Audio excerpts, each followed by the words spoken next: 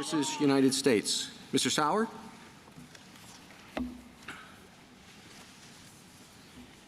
Mr. Chief Justice, and may it please the court.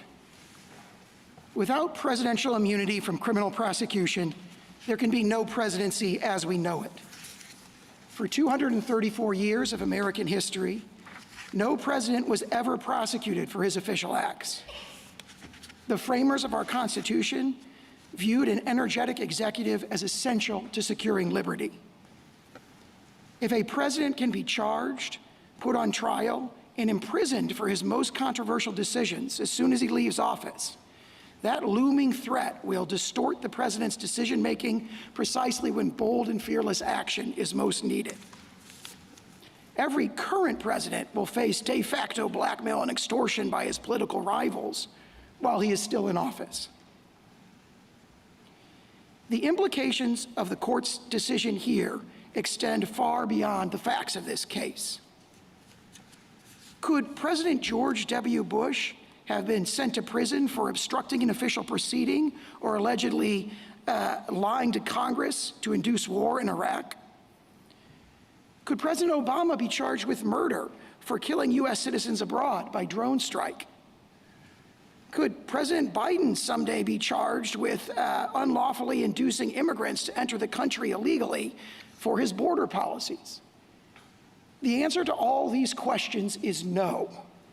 Prosecuting the president for his official acts is an innovation with no foothold in history or tradition and incompatible with our constitutional structure.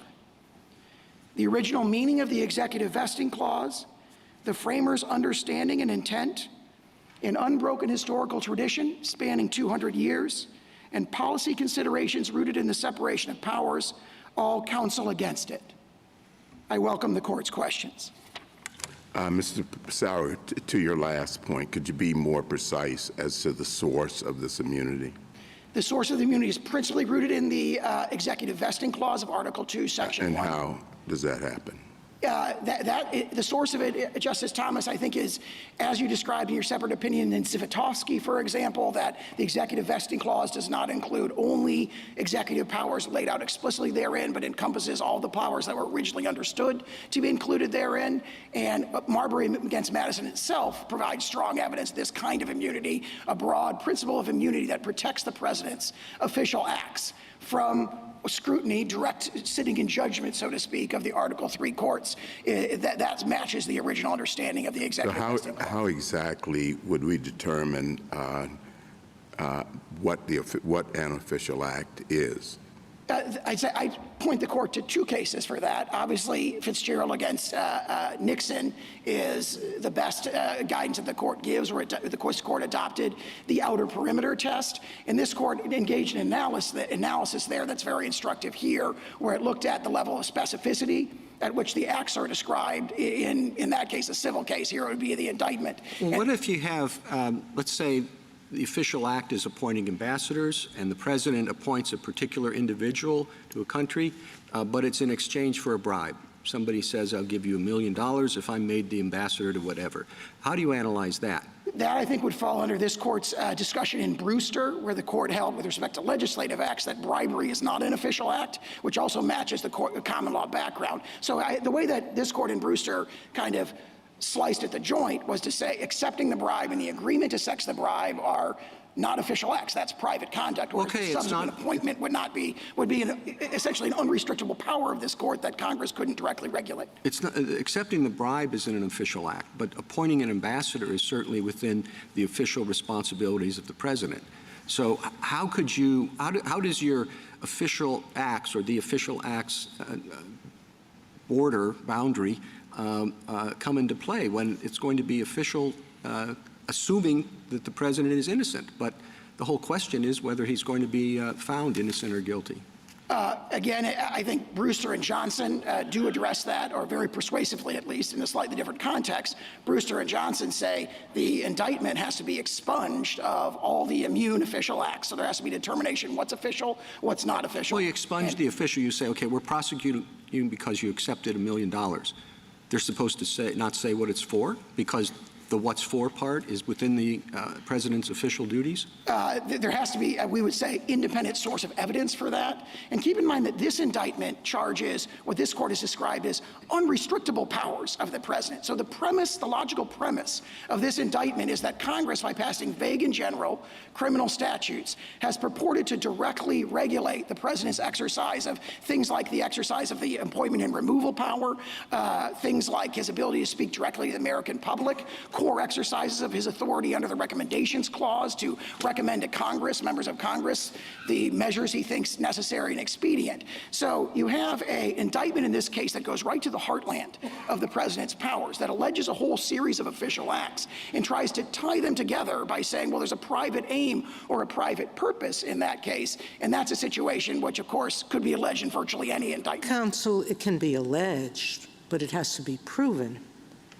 Malum in se is a concept long viewed as appropriate in law, that there's some things that are so fundamentally evil that they have to be protected against.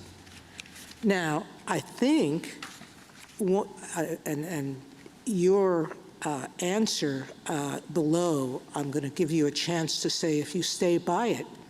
If the president decides that his rival is a corrupt person and he orders the military or orders someone to assassinate him, is that within his official acts that for which he can get immunity? It would depend on the hypothetical, but we can see that could well be an official act. It could, and why? Because he's doing it for personal reasons. He's not doing it like President Obama is alleged to have done it, to protect the country from a terrorist. He's doing it for personal gain. And isn't that the nature of the allegations here? That he's not doing these acts in furtherance of an official responsibility. He's doing it for personal gain. I agree with that characterization of the indictment, and that confirms immunity, because the characterization is that there's a series of official acts that were done for an unlawful No, because or improper immunity purpose. says even if you did it for personal gain, we won't hold you responsible. How could that be? That's an extremely strong doctrine in this court's case law in cases like Fitzgerald. Well, we Harlan, go back Johnson, to and so Justice forth. Thomas's question, which was, where does that come from? There are amici here who tell us that the founders actually talked about whether to grant immunity to the president. And in fact, they had state constitutions that granted some criminal immunity to governors. And yet, they didn't take it up. Instead, they pass an impeachment clause that basically says you can't remove the president from office except by a trial in the Senate, but you can impeach him after. So, or you can impose criminal liability. We would be creating a situation in which we would be saying, this is what you're asking us to say, which is that a president is entitled not to make a mistake, but more than that. A president is entitled for total personal gain to use the trappings of his office. That's what you're trying to get us to hold, without facing criminal liability. Your Honor, I would say three things in response to that. First, the doctrine that immunity does not turn on the allegedly improper motivation or purpose is something that this court has reaffirmed in at least 9 or 10 That's cases. absolute immunity, but qualified immunity does say that whatever act you take has to be within what a reasonable person would do. I'm having a hard time thinking that creating false documents, that submitting false documents, that ordering the assassination of a rival, that accepting a bribe, and countless other laws that could be broken for personal gain, that anyone would say that it would be reasonable for a president or any public official to do that. Your Honor, as this court said very persuasively in Fitzgerald, the allegation that this particular act would be done for an unlawful purpose or was unlawful could be made in every case. And therefore, if that were the doctrine, that the allegation of improper purpose is what deprives the objective acts of their immunity, then the immunity would have no purchase. And that's reflected in many of the other court's cases. Isn't the work, though, of the improper motive, at least in the absolute immunity context, to tell us what are official acts and what are not? I mean, I'd understood that even in the, first of all, your ask is absolute immunity, isn't it? That's our principal position. That's yes. your position is you want the same kind of doctrine that we've applied in other contexts when we say an official has absolute immunity. And my understanding is that when we say that, we mean for their official acts. Is that right? Yes. Okay, so any official acts, so then in that world, the real decision-making from the court standpoint is whether or not something is an official act or not, correct?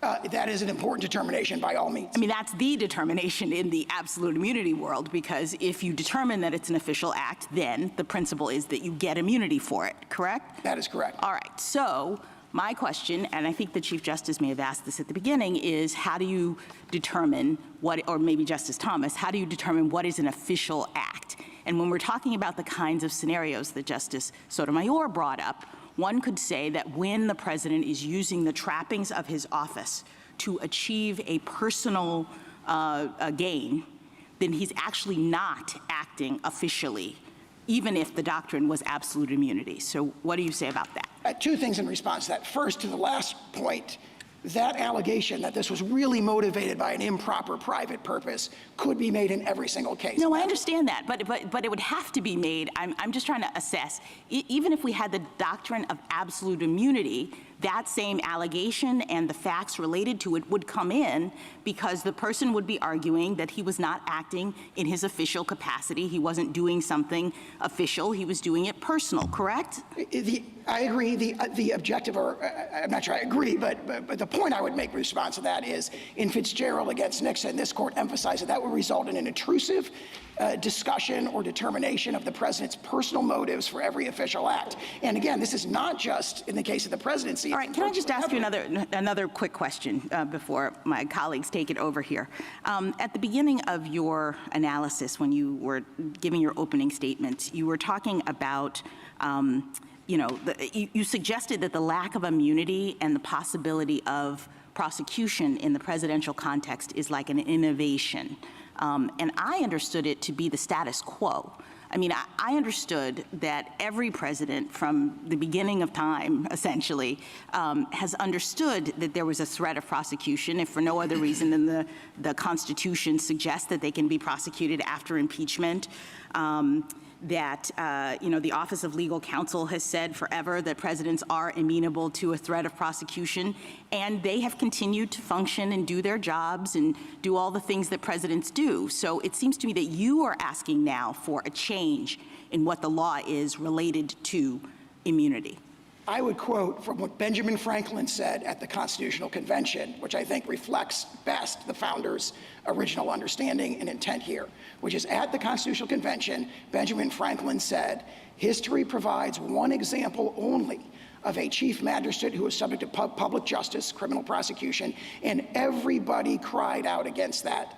No, I understand, but since Benjamin Franklin, everybody has thought, including the presidents who've held the office, that they were taking this office subject to potential criminal prosecution, no? I don't. I see the opposite. I see all the evidence going the other way. Marbury against Madison, Mississippi against Johnson discussed this broad immunity principle that naturally. So what was up with the pardon? What was up with the pardon for President Nixon? I think if everybody thought that presidents couldn't be prosecuted, then what was that about? Well, he was under investigation for both private and public conduct at the time, official acts and private conduct. And I think everyone has properly understood that the president, since like President Grant's carriage riding incident, everyone has understood that the president could be prosecuted at least Counsel, on that score, there does seem to be some common ground between you and your colleague on the other side, that no man's above the law, and that the president can be prosecuted after he leaves office for his private conduct. Is that right? We agree with that.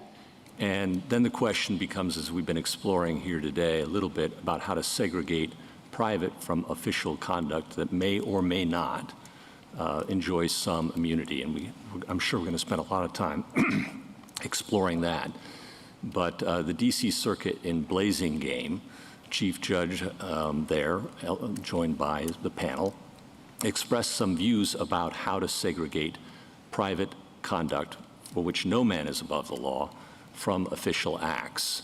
Do you have any thoughts about the test that they came up with there? Yes, we think in the main that test, especially if it's understood through the lens of Judge Katsas' separate opinion, is a very persuasive test. It would be a great source for this court to rely on in drawing this line. And it emphasizes the breadth of that test. It talks about how actions that are, plausibly connected to the president's official duties are official acts. And it also emphasizes that if it's a close case or it appears there's considerations on the other side, that also should be treated as immune. Those are the aspects of that we'd emphasize as potentially guiding the court's discretion. And that left open, here. in that case, the possibility of further proceedings and trial.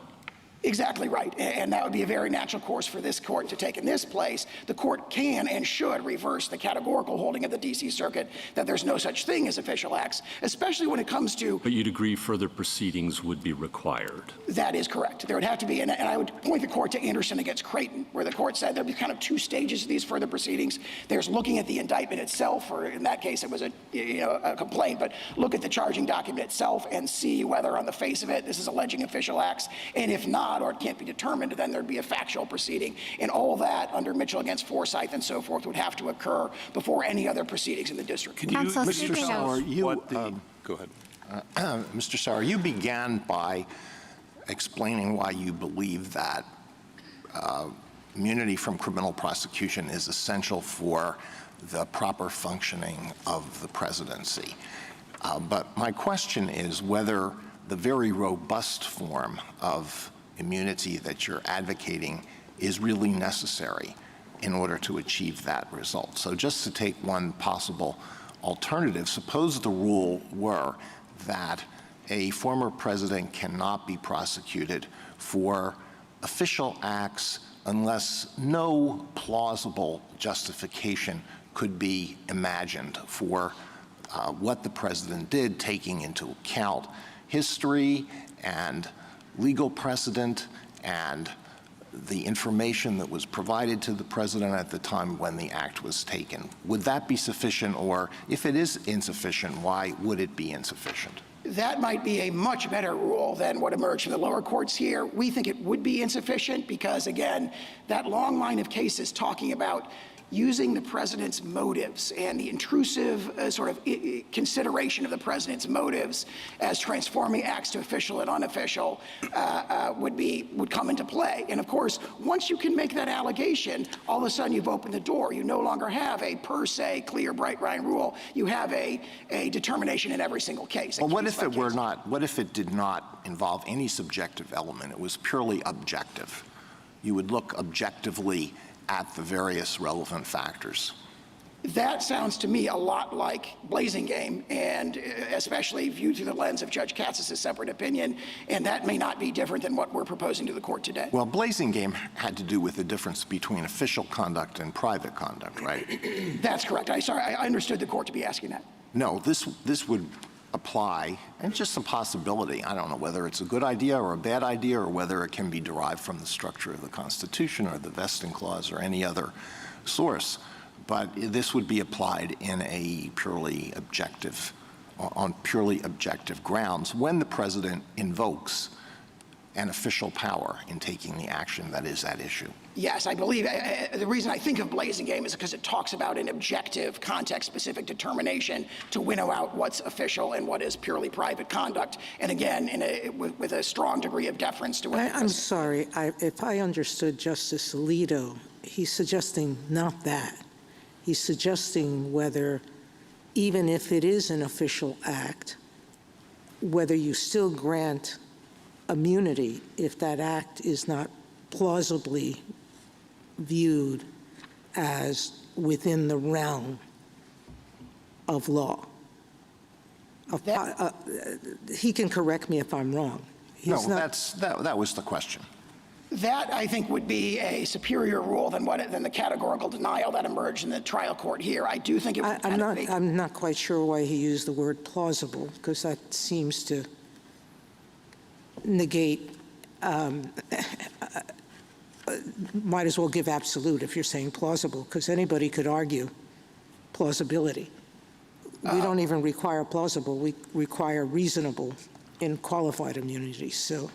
Well, I mean, one might argue that it isn't plausibly legal to order SEAL Team 6, and I don't want to slander SEAL Team 6 because seriously, they're honorable officers, and they are bound by the Uniform Code of Military Justice not to obey unlawful orders. But no, I think one could say that it's not plausible that that is legal, that action would be legal. And I'm sure I've thought of lots of hypotheticals. I'm sure you've thought of lots of hypotheticals where a president could say, I'm using an official power, and yet the president uses it in an absolutely outrageous manner.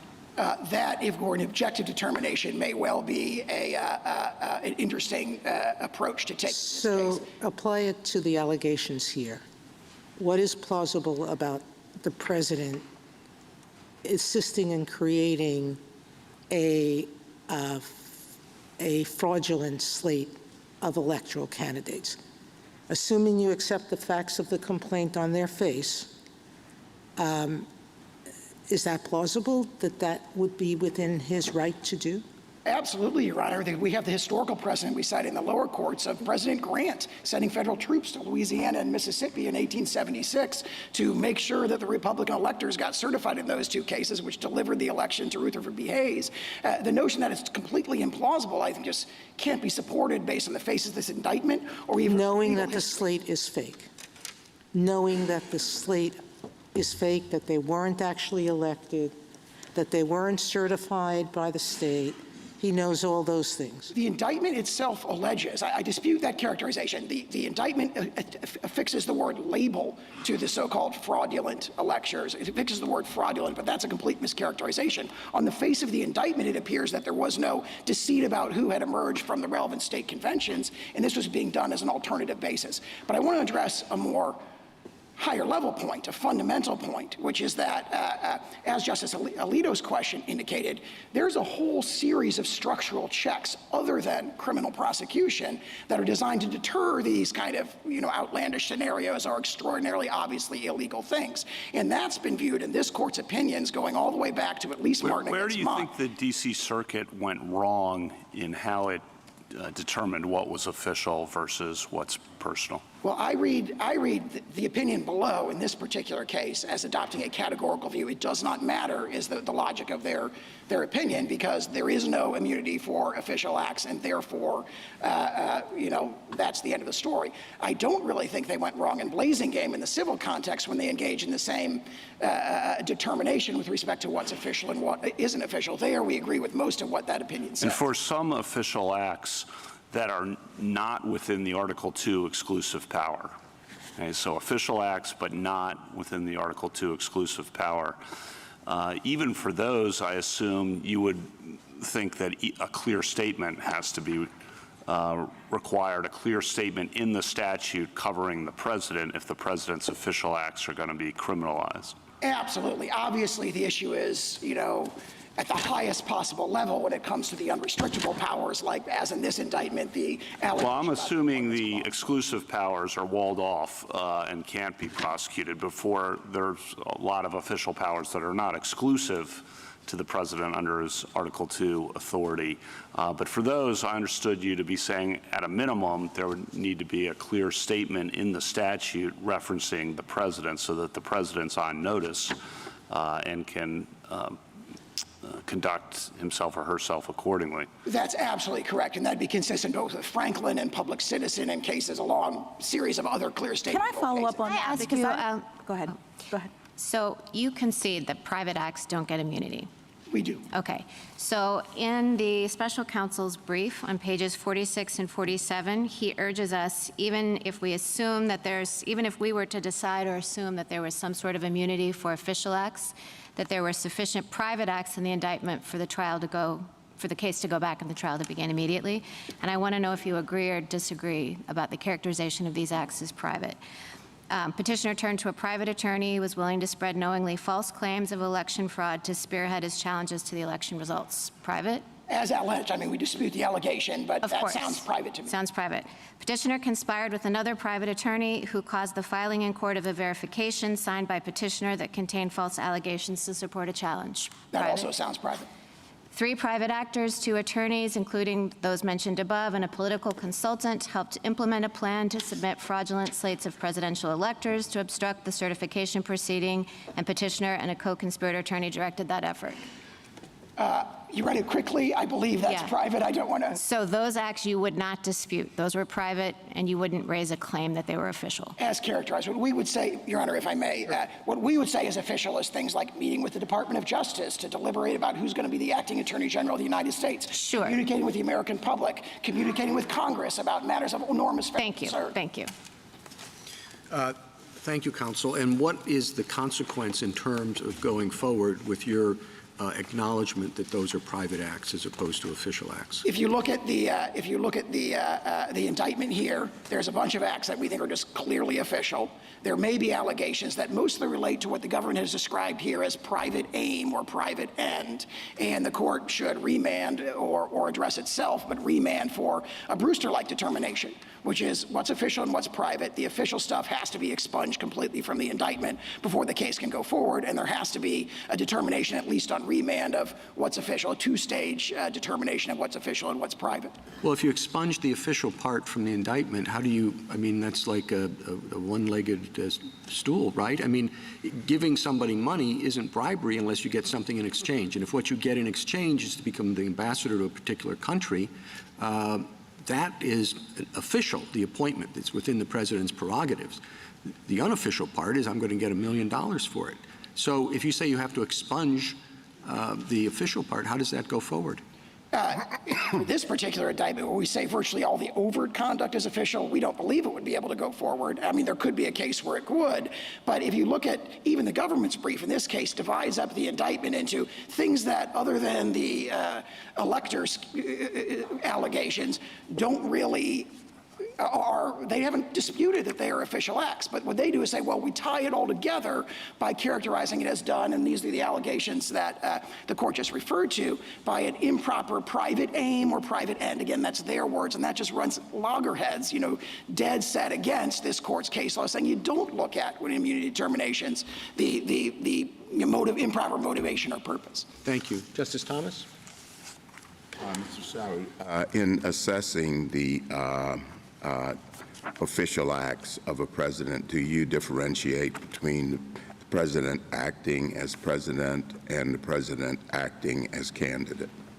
Yes, we do, and we don't dispute, essentially, the blazing game discussion of that. Okay. But of course, that has to be done by objective determinations, not by looking at what was the purpose of what you did this. And that's the most important point there. Did you, in this litigation, challenge the appointment of special counsel?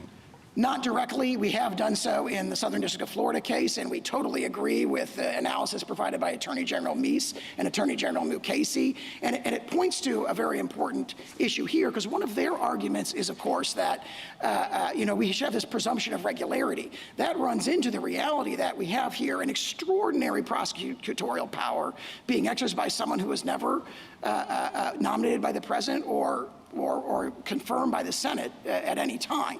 So we agree with that position. We hadn't raised it yet in this case when this case went up on appeal. Justice Alito?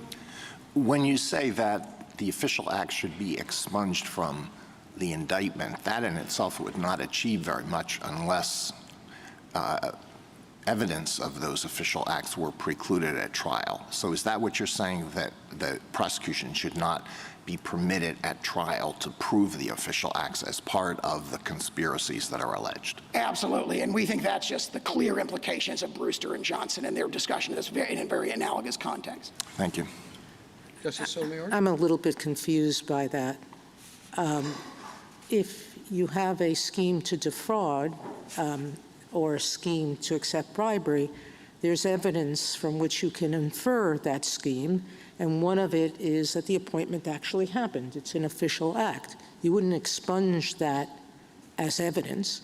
You would instruct the jury that there's no liability for the actual appointment, that the liability is for accepting the bribe.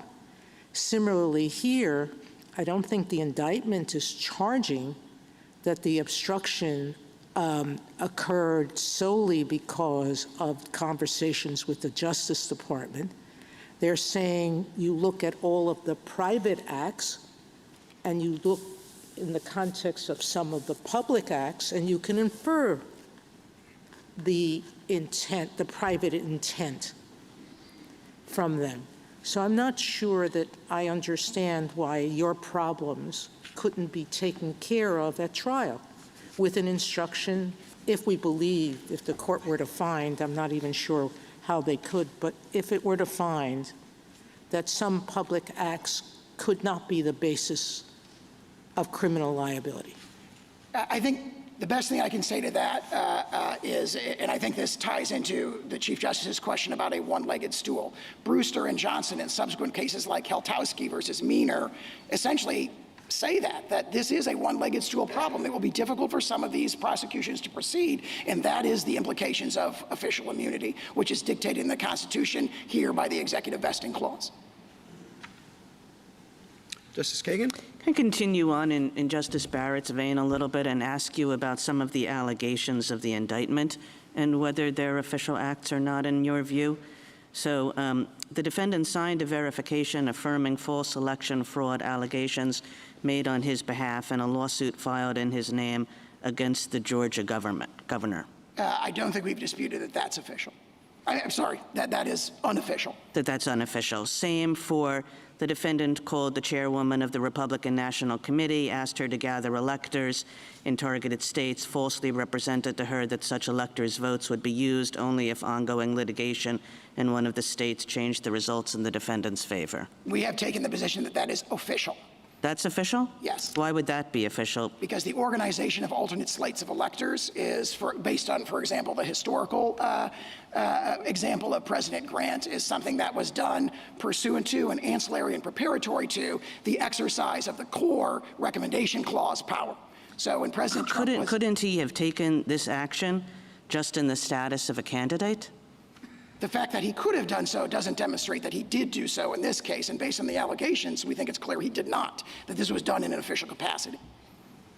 The defendant asked the Arizona House Speaker to call the legislature into session to hold a hearing based on their claims of election fraud. Absolutely an official act for the president to communicate with state officials on a matter of enormous federal interest and concern, attempting to defend the integrity of a federal election, to communicate with state officials and urge them to view what he views as their job under state law and federal law. That's an official act. Well, attempting to defend the integrity of the election, I mean, that's the defense.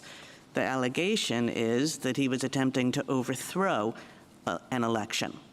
Essentially, exactly right. And neither allegation of what the purpose is should make a difference as to whether it's immune. That is extremely strong precedent from this court.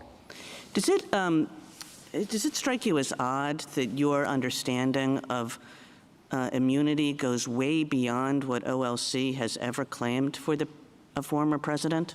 I view the OLC opinions here as strongly supporting us, because any time a congressional statute basically got anywhere near touching the president's prerogatives, they've said, oh, we're going to interpret the statute narrowly to avoid that. So well, that's a different question. I mean, what OLC has always said is that sitting presidents get immunity, but former presidents, no. Now, there might be a different argument made about whether a statute or whether a statute as applied to particular conduct is properly available against the president.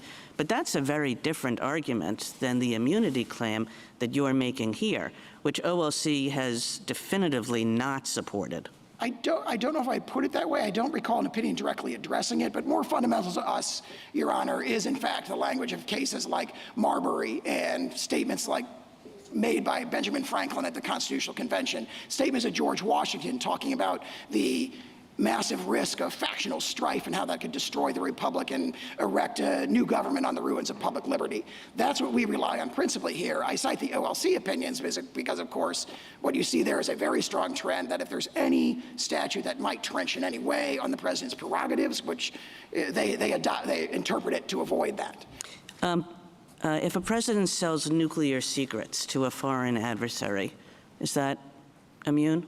that sounds like, similar to the bribery example, likely not immune. Now, if it's structured as an official act, he would have to be impeached and convicted first before. What does that mean if it's structured as an official act? Well, I don't know in the hypothetical whether or not that would be an official act. You'd probably have to have more details to apply the Blazing Game analysis or even the Fitzgerald analysis that we've been talking about.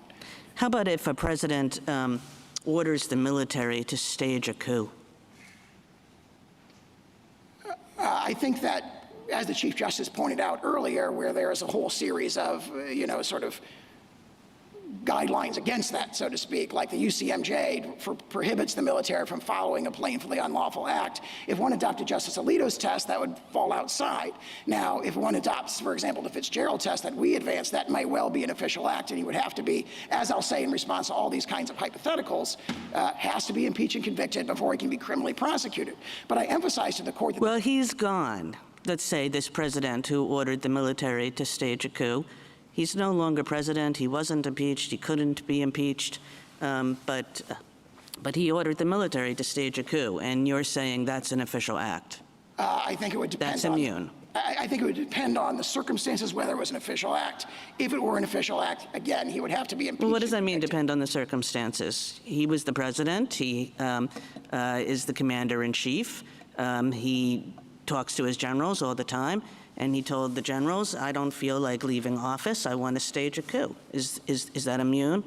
If it's an official act, there needs to be impeachment and conviction beforehand, because the framers viewed that kind of If very it's an low official risk. act, is it an official act?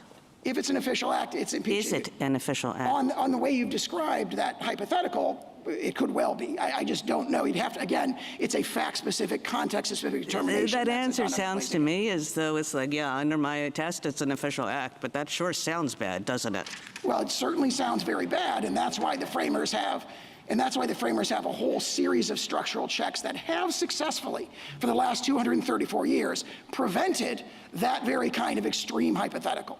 And that is the wisdom of the framers. What they viewed as the risk that needed to be guarded against was not the notion that the president might escape, a criminal prosecution for something, sort of very, very unlikely in these unlikely scenarios. They viewed much more likely and much more destructive to the republic the risk of factional strife discussed by George Washington. The framers did not put an immunity clause into the Constitution. They knew how to. There were immunity clauses in some state constitutions.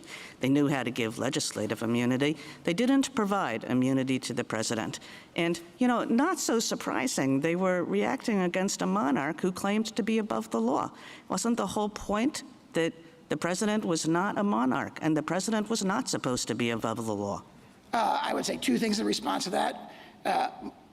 Immunity, they did put an immunity clause in a sense. They put in the executive vesting clause, which was originally understood to adopt a broad immunity principle that's set forth in the very broad language of Marbury against Madison. And also, they did discuss and consider what would be the checks on the presidency. And they did not say, we need to have criminal prosecution. Right there at the Constitutional Convention, Benjamin Franklin says, we don't have that. That's not an option. Everybody cried out against that as unconstitutional. The structural check we're adopting is impeachment. And they're very clear on that in pages 64 to 69 of the second volume of Farrand. Thank you. Justice Gorsuch? Just returning to the Chief Justice's hypothetical about the ambassador sale and bribery. Congress has a statute that specifically names the president and says he can be criminally prosecuted for bribery, presumably after he leaves office. Outside the core areas that Justice Kavanaugh was talking about, when Congress speaks clearly, couldn't a statute like that, Congress provide a statute like that would allow all manner of evidence to come in to prove the case? I think our position is that would have to be an unofficial act, purely private conduct for that prosecution to go forward. All right, but outside the core areas of executive power, if there is a clear statement from Congress that something is unlawful and it applies to the president, I'm struggling to see why in that case, perhaps, the evidence could come in. Yeah, the strongest possible case, in our view, is what you've described as kind of the core executive powers, the unrestrictable powers within the meaning of CELA law. But again, the holding of, for example, Brewster and Johnson that we've relied on doesn't turn on how central it is of a legislative act. It just says if it's an official act, which here we would say applies basically the outer perimeter test of Fitzgerald against Nixon, that doesn't come in. What would happen if presidents were under fear that their successors would criminally prosecute them for their acts in office, whether they're engaged in drone strike, all the hypotheticals? I'm not going to go through them. It seems to me like one of the incentives that might be created is for presidents to try to pardon themselves. Do you have any thoughts about that? That is, didn't think of that until Your Honor asked it. That is certainly one incentive that might be creative. What we think is most important. We've never answered whether a president can do that. Happily, it's never been presented to us. And if the doctrine of immunity remains in place, that's likely to remain the case for those very issues. As Fitzgerald, I think, very powerfully emphasized, the real concern here is there going to be bold and fearless action? Is the president going to have to make a controversial decision where his political opponents are going to come after him the minute he leaves office? Is that going to unduly deter? Is that going to dampen the ardor of that president to do what our constitutional structure demands of him or her, which is bold and fearless action in the face of controversy?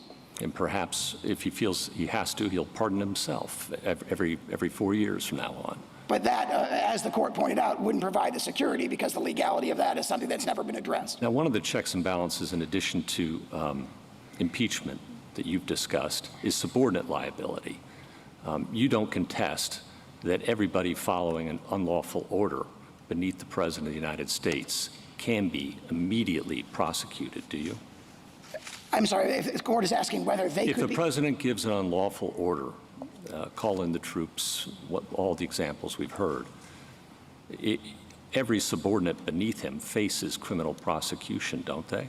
That is what Gouverneur Morris said explicitly at the Constitutional Convention, that is, coadjutators could be prosecuted. There is an important caveat, because, of course, there would have to be a statute that would govern that for them to be prosecuted. Oh, we've got lots of statutes. The criminal law books are replete.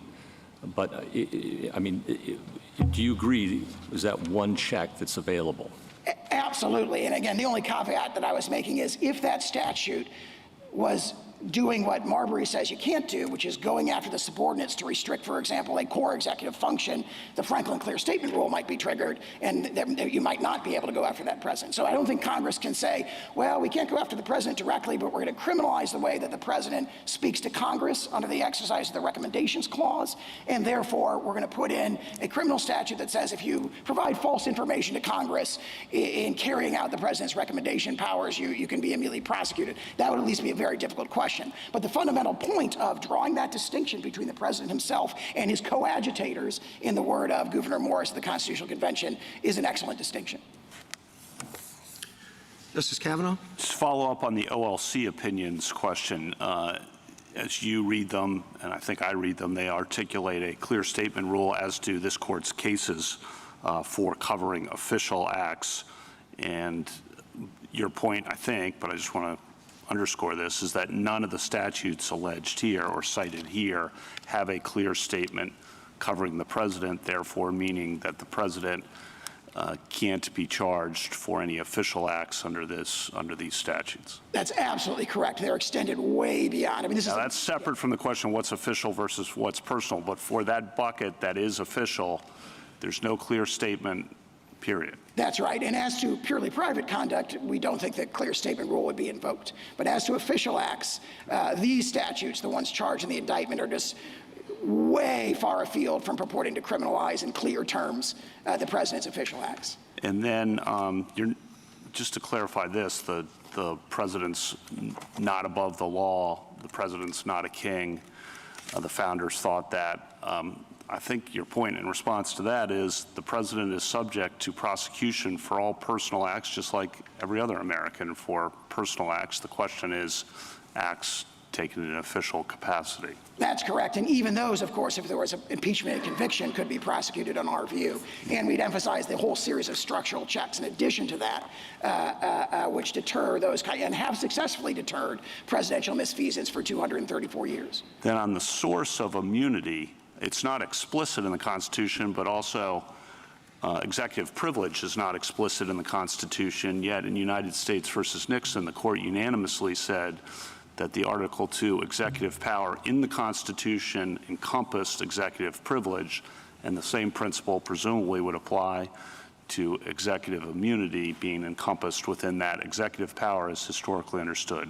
That's absolutely correct, and there's a very telling passage in Free Enterprise Fund where this court talked about how there's a letter from James Madison to Thomas Jefferson at the time of the founding where Madison said, hey, as for the removal power, they did not expressly take this away, so the 1789 Congress understood that it was left in place. So if the original understanding of the executive vesting clause is broad enough to encompass that, it would have to be expressly taken away, which is the opposite of the presumption that they're advancing here.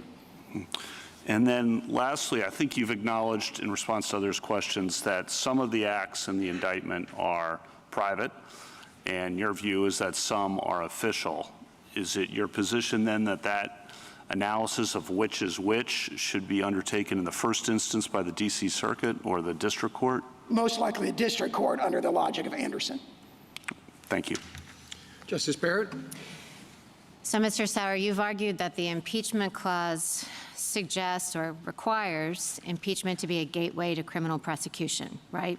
Yes, I think that's the plain meaning of that second phrase in the clause. Okay, so there are many other people who are subject to impeachment, including the 9 sitting on this bench, and I don't think anyone has ever suggested that impeachment would have to be the gateway to criminal prosecution for any of the many other officers subject to impeachment. So why is the president different when the impeachment clause doesn't say so? Someone very important has made the opposite suggestion as to the president himself, which is Solicitor General Bork, which is reaffirmed in the OLC opinions on this, where Solicitor General Bork in 1973, as to the issue of the vice president, reviewed the historical materials, and he said the sequence is mandatory only as to the president.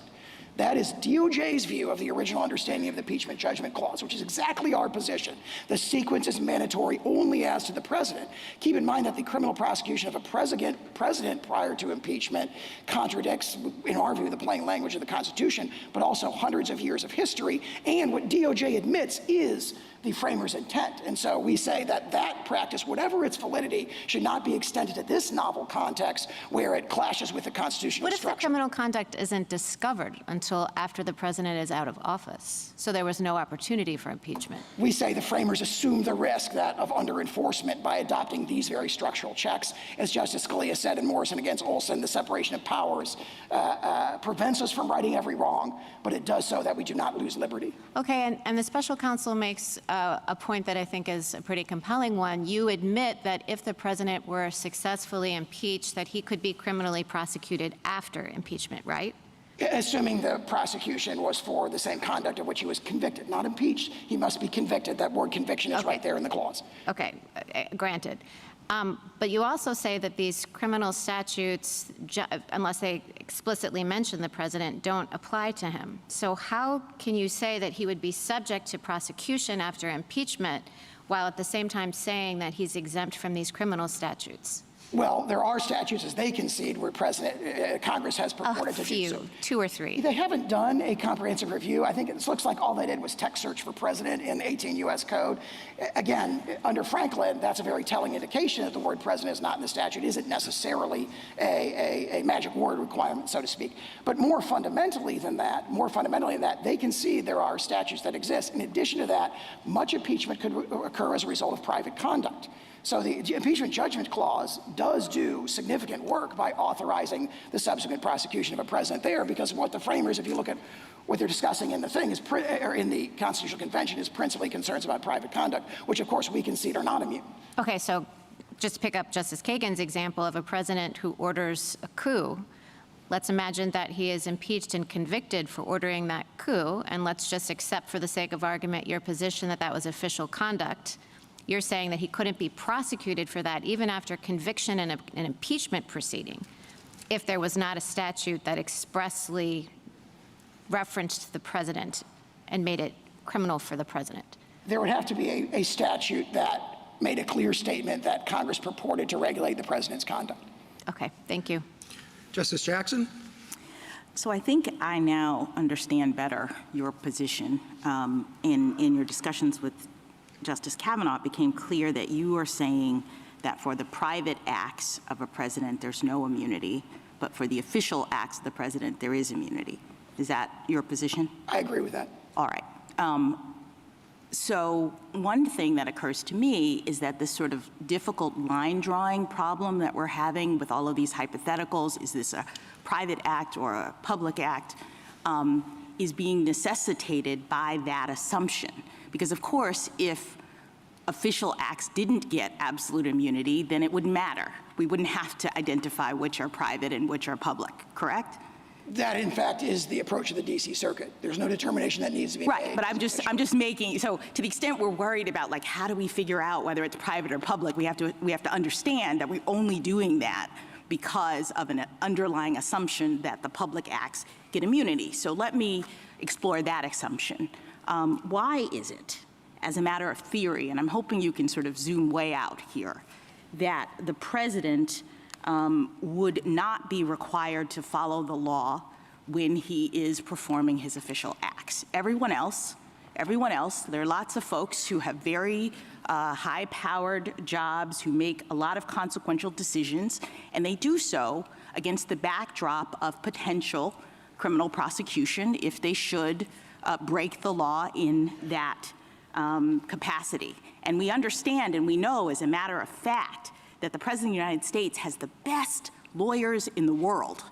When he's making a decision, he can consult with pretty much anybody as to whether or not this thing is criminal or not. So why would we have a situation in which we would say that the president should be making official acts without any responsibility for following the law? I respectfully disagree with that characterization. The president absolutely does have responsibility. He absolutely is required to follow the law in all of his official acts, but the remedy for that is the question: could he be subject to personal vulnerability, sent to prison for making a bad decision after he leaves office? But other people who have consequential jobs and who are required to follow the law make those determinations against the backdrop of that same kind of risk. So what is it about the president? I mean, I've heard you say it's because the president has to be able to act boldly, make kind of consequential decisions. I mean, sure, but again, there are lots of people who have to make life and death kinds of decisions, and yet they still have to follow the law, and if they don't, they could be sent to prison, et cetera, et cetera. So I say two things in response to that, Yes. both from Fitzgerald. That's the very sort of inference or reasoning that this court rejected in Fitzgerald. No, but let me just, Fitzgerald was a civil situation in which the president actually was in a different position than other people because of the nature of his job, the high-profile nature, and the fact that he touches so many different things. When you're talking about private civil liability, anybody on the street can sue him, we could see that the president was sort of different than the ordinary person when you say, should he be immune from civil liability from anybody who wants to sue him?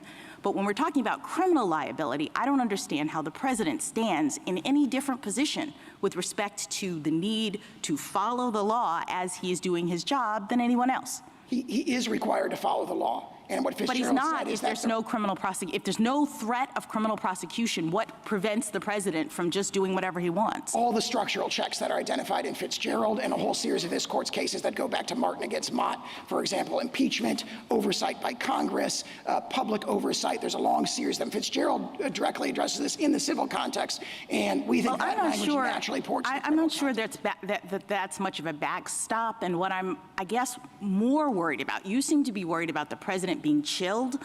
I think that we would have a really significant opposite problem if the president wasn't chilled. If someone with those kinds of powers, the most powerful person in the world, with the greatest amount of authority, could go into office knowing that there would be no potential penalty for committing crimes. I'm trying to understand what the disincentive is from turning the Oval Office into, the seat of criminal activity in this country. I don't think there's any allegation of that in this case. And what George Washington said is, what Benjamin Franklin said is, we view the prosecution of a chief executive as something that everybody cried out against as unconstitutional. And what George Washington said is, we're worried about factional strife, which will. No, so let me put this worry on the table. If the potential for criminal liability is taken off the table, wouldn't there be a significant risk that future presidents would be emboldened to commit crimes with abandon while they're in office? It's right now the fact that we're having this debate because OLC has said that presidents might be prosecuted. Presidents from the beginning of time have understood that that's a possibility. That might be what has kept this office from turning into the kind of crime center that I'm envisioning. But once we say, no criminal liability, Mr. President, you can do whatever you want, I'm worried that we would have a worse problem than the problem of the president feeling constrained to follow the law while he's in office. I respectfully disagree with that because the regime you've described is the regime we've operated under for 234 years. There has not been an expectation based on 234 years of unbroken political. All right, let me ask you another question. Let me ask you another question about this clear statement line of questioning. First of all, I didn't see you argue that below. I don't know, I understand that you have that sort of in your briefs here, but did you argue before the DC Circuit something about a clear statement with respect to statutes? Yes, in our separately filed motion to dismiss based on statutory grounds, we extensively argued not just this clear statement rule, but a whole panel. Right, but that's not the question presented in this case. The question presented in this case comes out of your motion for immunity. So to bring in now an argument that you didn't raise below, it seems to me you forfeited it, no? I believe it's fairly included within the question presented, especially because the court expanded the question presented from what either of the parties submitted to but not to statutory interpretation. I mean, that argument goes to statutory avoidance, constitutional avoidance, statutory interpretation. You asked for immunity, which is a totally different thing. I think they're very closely related logically. The question is does immunity exist and to what extent does it? And the argument is immunity at least exists to the extent that it raises a grave constitutional question, and that triggers the clear statement rule. That's a really tight logical relationship. But that's totally circular. You use that argument to avoid constitutional questions. You are asking us a constitutional question here, so it doesn't even make sense to talk about clear statement in rule the way that it's come up in the context of an immunity question. But let me ask you this about it. I had one more question. So what is the argument that the President of the United States, who you say is bound by the law, is not on notice that he has to do his job consistent with the law? I mean, to the extent that the clear statement rule comes in at all, it's about the person not being on notice. So I guess I don't understand why Congress in every criminal statute would have to say, and the president is included. I thought that was the sort of background understanding that if they're enacting a generally applicable criminal statute, it applies to the president just like everyone else. So what is the clear statement that would have to be made in this context? Under Franklin and under Public Citizen, Congress has to speak clearly before it interferes with the president's powers, and we have here an indictment that seeks to criminalize objective conduct that falls within the heartland of core executive authority. Thank you. Thank you, counsel. Mr. Dreeben. Mr. Chief Justice, and may it please the court. This court has never recognized absolute criminal immunity for any public official. Petitioner, however, claims that a former president has permanent criminal immunity for his official acts unless he was first impeached and convicted. His novel theory would immunize former presidents for criminal liability for bribery, treason, sedition, murder, and here conspiring to use fraud to overturn the results of an election and perpetuate himself in power. Such presidential immunity has no foundation in the Constitution. The framers knew too well the dangers of a king who could do no wrong. They therefore devised a system to check abuses of power, especially the use of official power for private gain. Here, the executive branch is enforcing congressional statutes and seeking accountability for petitioners' alleged misuse of official power to subvert democracy. That is a compelling public interest. In response, petitioner raises concerns about potential abuses, but established legal safeguards provide layers of protections, with the Article III courts providing the ultimate check. The existing system is a carefully balanced framework. It protects the president, but not at the high constitutional cost of blanket criminal immunity. That has been the understanding of every president from the framing through Watergate and up to today. This court should preserve it. I welcome the court's questions. Mr. Dreeben, does the president have immunity, or are you saying that there's no immunity, presidential immunity, even for official acts? Yes, Justice Thomas, but I think that it's important to put in perspective the position that we are offering the court today. The president, as the head of the Article II branch, can assert, as applied, Article II objections to criminal laws that interfere with an exclusive power possessed by the president or that prevent the president from accomplishing his constitutionally assigned functions. That is the constitutional doctrine that currently governs the separation of powers. What petitioner is asking for is a broad blanket immunity that would protect the president, a former president, from any criminal exposure absent impeachment and conviction, which has never happened in our history. And we submit that is not necessary in order to assure that the president can perform all of the important tasks that the Constitution reposes in him. Over in not so distant past, the presidents or certain presidents have engaged in various activity, coups or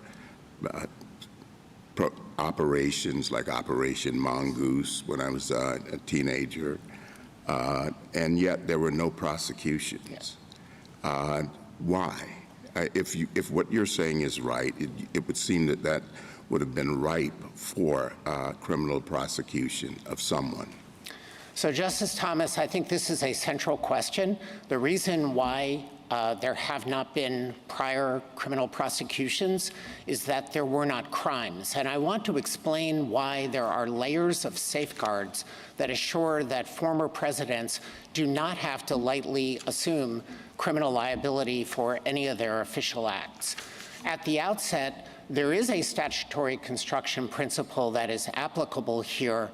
It arises when there is a serious constitutional question about applying a criminal statute to the president's acts. It is not, and I'm sure that we will discuss this, that no statute can apply to the president in his official capacity absent a designation of the president in it. But there is a principle that if there is a serious constitutional question, courts will strive to construe the statute so that it does not apply to the president. In addition to that, the president, I think has been mentioned earlier, has access to advice from the Attorney General, and it would be a due process problem to prosecute a president who received advice from the Attorney General that his actions were lawful, absent the kind of collusion or conspiracy that itself represented a criminal violation, which I don't really see as being a realistic option.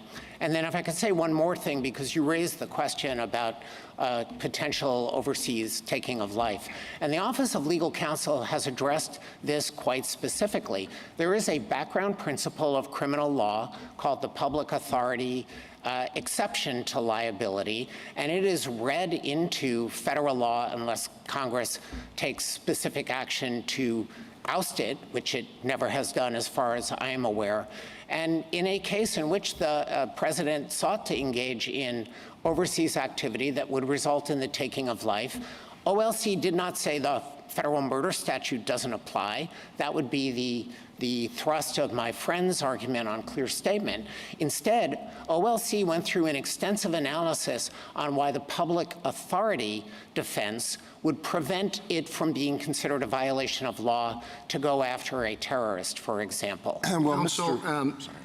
the Court of Appeals below, whose decision we're reviewing, said, quote, a former president can be prosecuted for his official acts because the fact of the prosecution means that the former president has allegedly acted in defiance of the laws. Do you agree with that statement? Well, I think it sounds tautologically true, but I want to underscore that the obligation of a president is to take care that the laws are faithfully executed. Well, I think it sounds tautologically true as well, and that, I think, is the clearest statement of the court's holding, which is why it concerns me. As I read it, it says simply, a former president can be prosecuted because he's being prosecuted. Well, I would not suggest that that's either the proper approach in this case or certainly not the government's approach. A prosecution does, of course, invoke federal criminal law. The allegations have to be presented to a grand jury, which votes upon the indictment. Well, that's what I mean, shortly after that statement in the court, that court's opinion, that's what they said. But there's no reason to worry because the prosecutor will act in good faith, and there's no reason to worry because a grand jury will have returned the indictment. Now, you know how easy it is in many cases for a prosecutor to get a grand jury to bring an indictment, and reliance on the good faith of the prosecutor may not be enough in the some cases. I'm not suggesting here.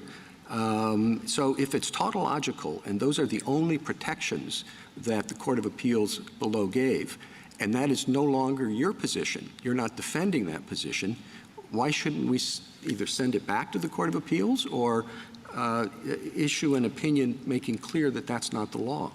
Well, I am defending the Court of Appeals judgment, and I do think that there are layered safeguards that the court can take into account that will ameliorate concerns about unduly chilling presidential conduct. That concerns us. We are not endorsing a regime that we think would expose former presidents to criminal prosecution in bad faith, for political animus, without adequate evidence.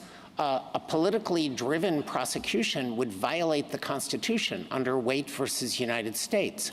It's not something within the arsenal of prosecutors to do. Prosecutors take an oath, the Attorney General takes an oath. So I don't want to overstate Your Honor's concern with potentially relying solely on good faith. But that's an ingredient, and then the courts stand ready to adjudicate motions based on selective prosecution, political animus. This court relied on those very protections in the Vance case just 2 years ago. But what concerns me is, as you know, the Court of Appeals did not get into a focused consideration of what acts we're talking about or what documents we're talking about because of its adoption of what you termed, and I agree quite correctly, as a tautological statement, because the fact of prosecution was enough to take away any official immunity. The fact of prosecution, they had no need to look at what courts normally look at when you're talking about a privilege or immunity question. Well, I think I would take issue, Mr. Chief Justice, with the idea of taking away immunity. There is no immunity that is in the Constitution unless this court creates it today. There certainly is no textual immunity. We do not submit that that's the end of the story. United States versus Nixon wasn't a textually based case. Neither was Nixon versus Fitzgerald. We endorse both of those holdings. But what is important is that no public official has ever had the kind of absolute criminal immunity that my friend speaks of, even with respect to the speech or debate clause. It's very narrow. It's focused on legislative acts. It's not focused on everything that a congressman does. And it responds to a very specific historical circumstance that basically involved the two other branches potentially harassing legislators and preventing them from doing their jobs. That's why it ended up in the Constitution. Nothing like that ended up in the Constitution for the presidents, and that's because one of the chief concerns of the framers was the risk of presidential misconduct. They labored over this. They adopted an impeachment structure that separated removal from office as a political remedy from criminal prosecution. This departed from the British model. The British model was you get impeached and criminally prosecuted and convicted in the same proceeding. The framers did not want that. They wanted a political remedy in case a president was engaging in conduct that endangered the nation. He could be removed. He can't be prosecuted while he's a sitting president. That's been the longstanding Justice Department position. Mr. Dreeben, you dispute the proposition that a former president has some form of immunity. But as I understand your argument, you do recognize that a former president has a form of special protection, namely that statutes that are applicable to everybody must be interpreted differently under some circumstances when they are applied to a former president. Isn't that true?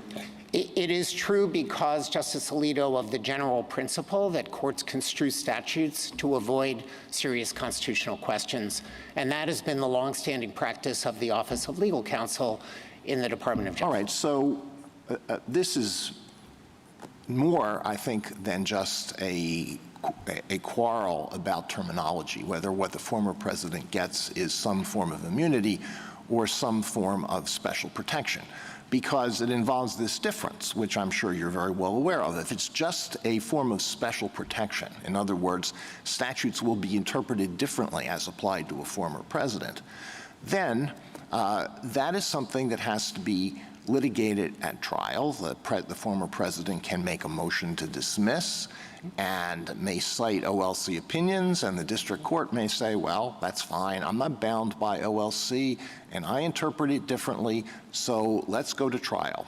And then there has to be a trial, and that may involve great expense, and it may take up a lot of time. And during the trial, the former president may be unable to engage in other activities that the former president would want to engage in. And then the outcome is dependent on the jury, the instructions to the jury, and how the jury returns a verdict, and then it has to be taken up on appeal. So the protection is greatly diluted if you take the form, if it takes the form that you have proposed. Now, why is that better? It's better because it's more balanced. The blanket immunity that petitioner is arguing for just means that criminal prosecution is off the table unless he says that impeachment and conviction have occurred. Those are political remedies that are extremely difficult to achieve in a case where the misconduct occurs close to the end of a president's term.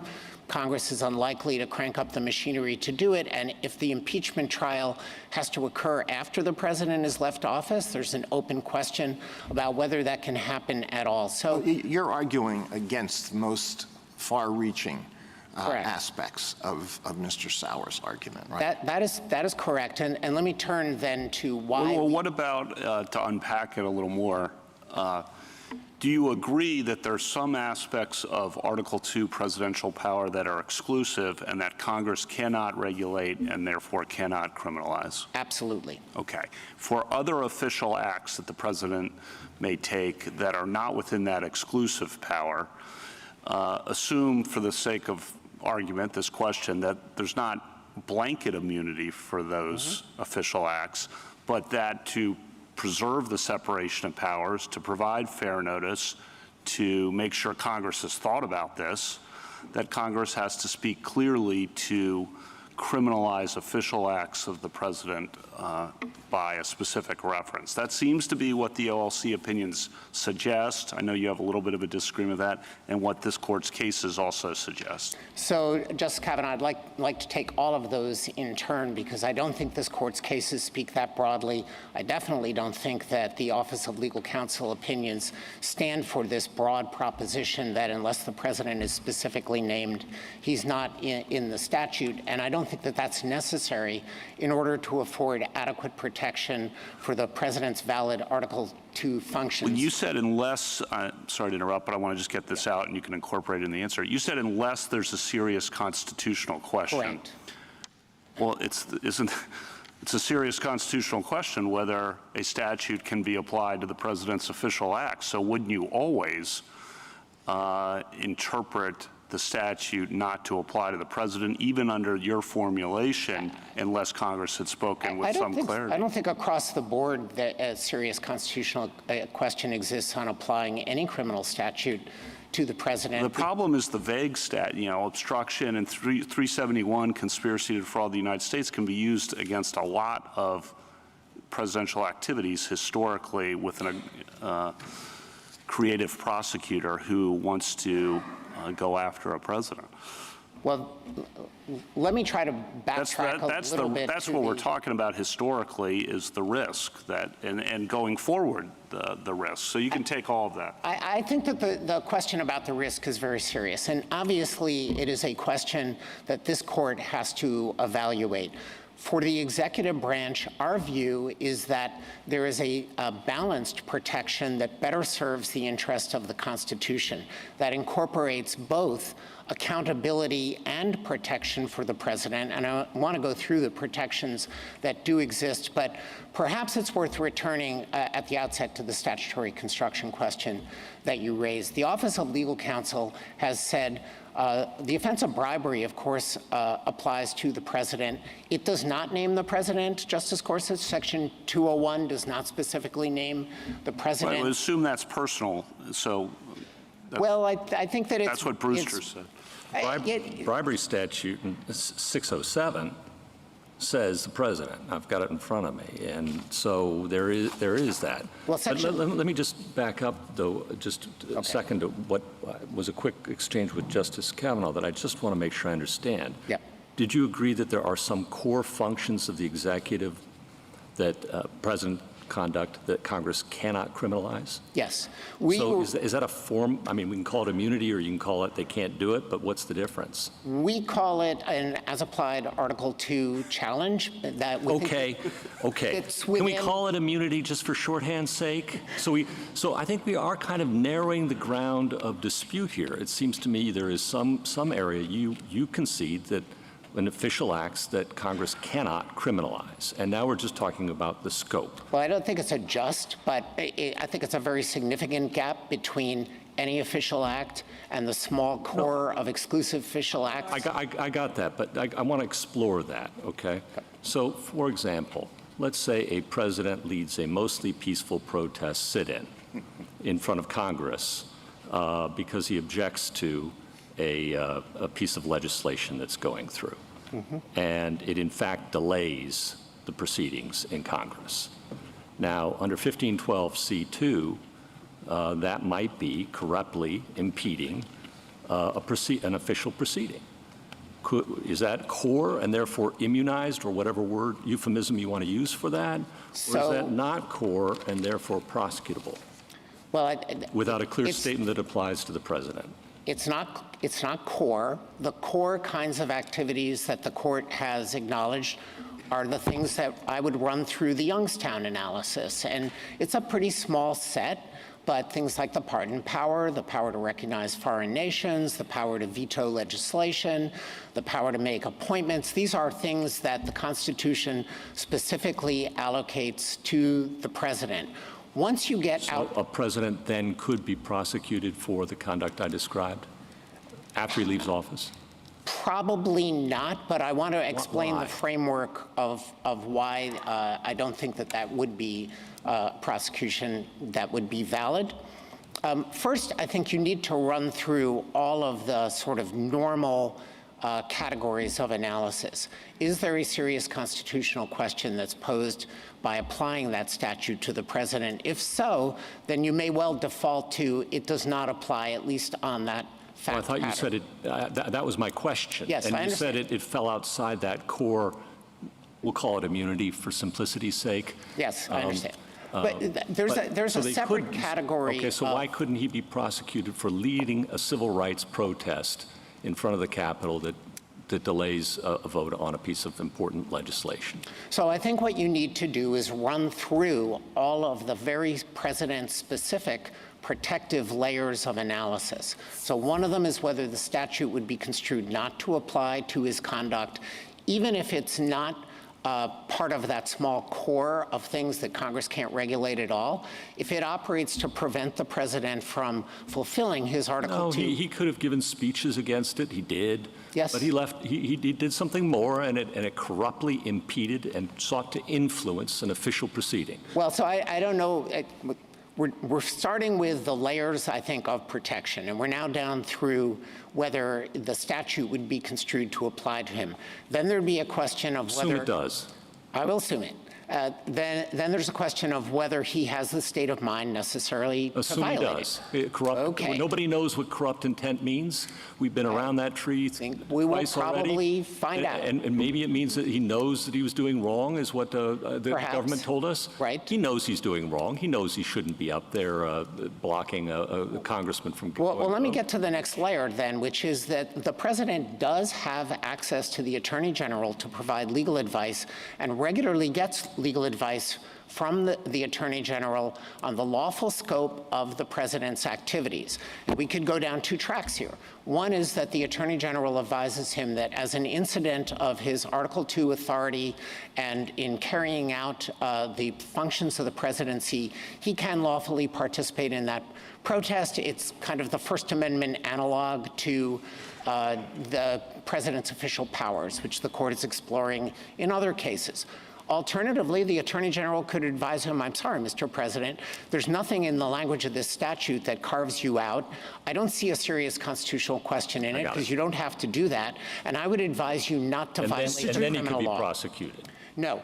No, if he gets a negative opinion from the Attorney General, he still couldn't be prosecuted? I'm going to assume that most presidents are not going to take Well, but if he gets one and does it anyway, then he could be prosecuted. Well, so then if we are down at that level, I think what we are really asking is whether the president is subject to the criminal law. And our answer is yes, he is subject to the criminal law. Mr. Dreeben, can we go back to the bribery statute? I, like you, understand that the only thing that is covered by that is the president is barred from soliciting or receiving funds in any room or building in the United States. That is correct. And it's an extremely— official building. It's a very limited mention of the And president. it really, I think, so, as I understand this, there's two very limited provisions mentioning the president as included. That's right. There's a whole number of provisions that exclude the president, many, many, many more that exclude the president, correct? It's a kind of small number on both sides of the now, fence, Justice Barrett made the point that if we say a president can't be included in a criminal law unless explicitly named, then that would bar the Senate from impeaching him for high crimes or misdemeanor, because that means that he's not subject to the law at all, correct? So I think— That's a tautology you can't escape. Justice Sotomayor, what I think that Justice Barrett was saying, and we would agree with it, is that under my friend's position, after impeachment, he could be prosecuted. But under his statutory construction approach, there'd be nothing to prosecute him for. Exactly. That's the point, which is if he's not covered by the criminal law, he can't be impeached for it, for violating it. All right. Now, could we go further on this clear statement rule? The situations, and you mentioned it earlier, in which we have looked to see if the president is covered is contextual, correct? Correct.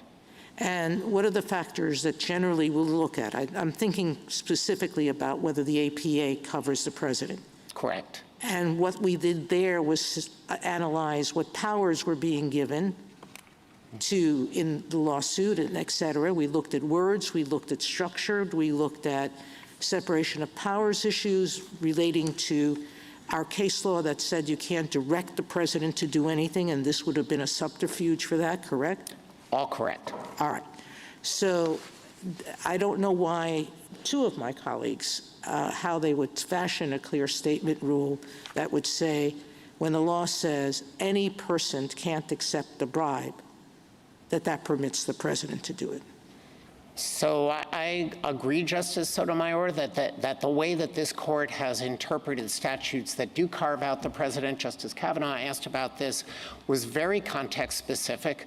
The Franklin case basically involved a holding that we are highly unlikely to say that the president is an agency, something that the government said would be a peculiar understanding of agency, when the effect of it would be that we would review the president's decisions under statutes for abuse of discretion, which is a very extraordinary thing to do. I think even going back to Marbury, this is perhaps a point on which I agree with my friend. Marbury says discretionary acts of the president are not the kind of thing that the court reviews. All right, could I go back to your brief? And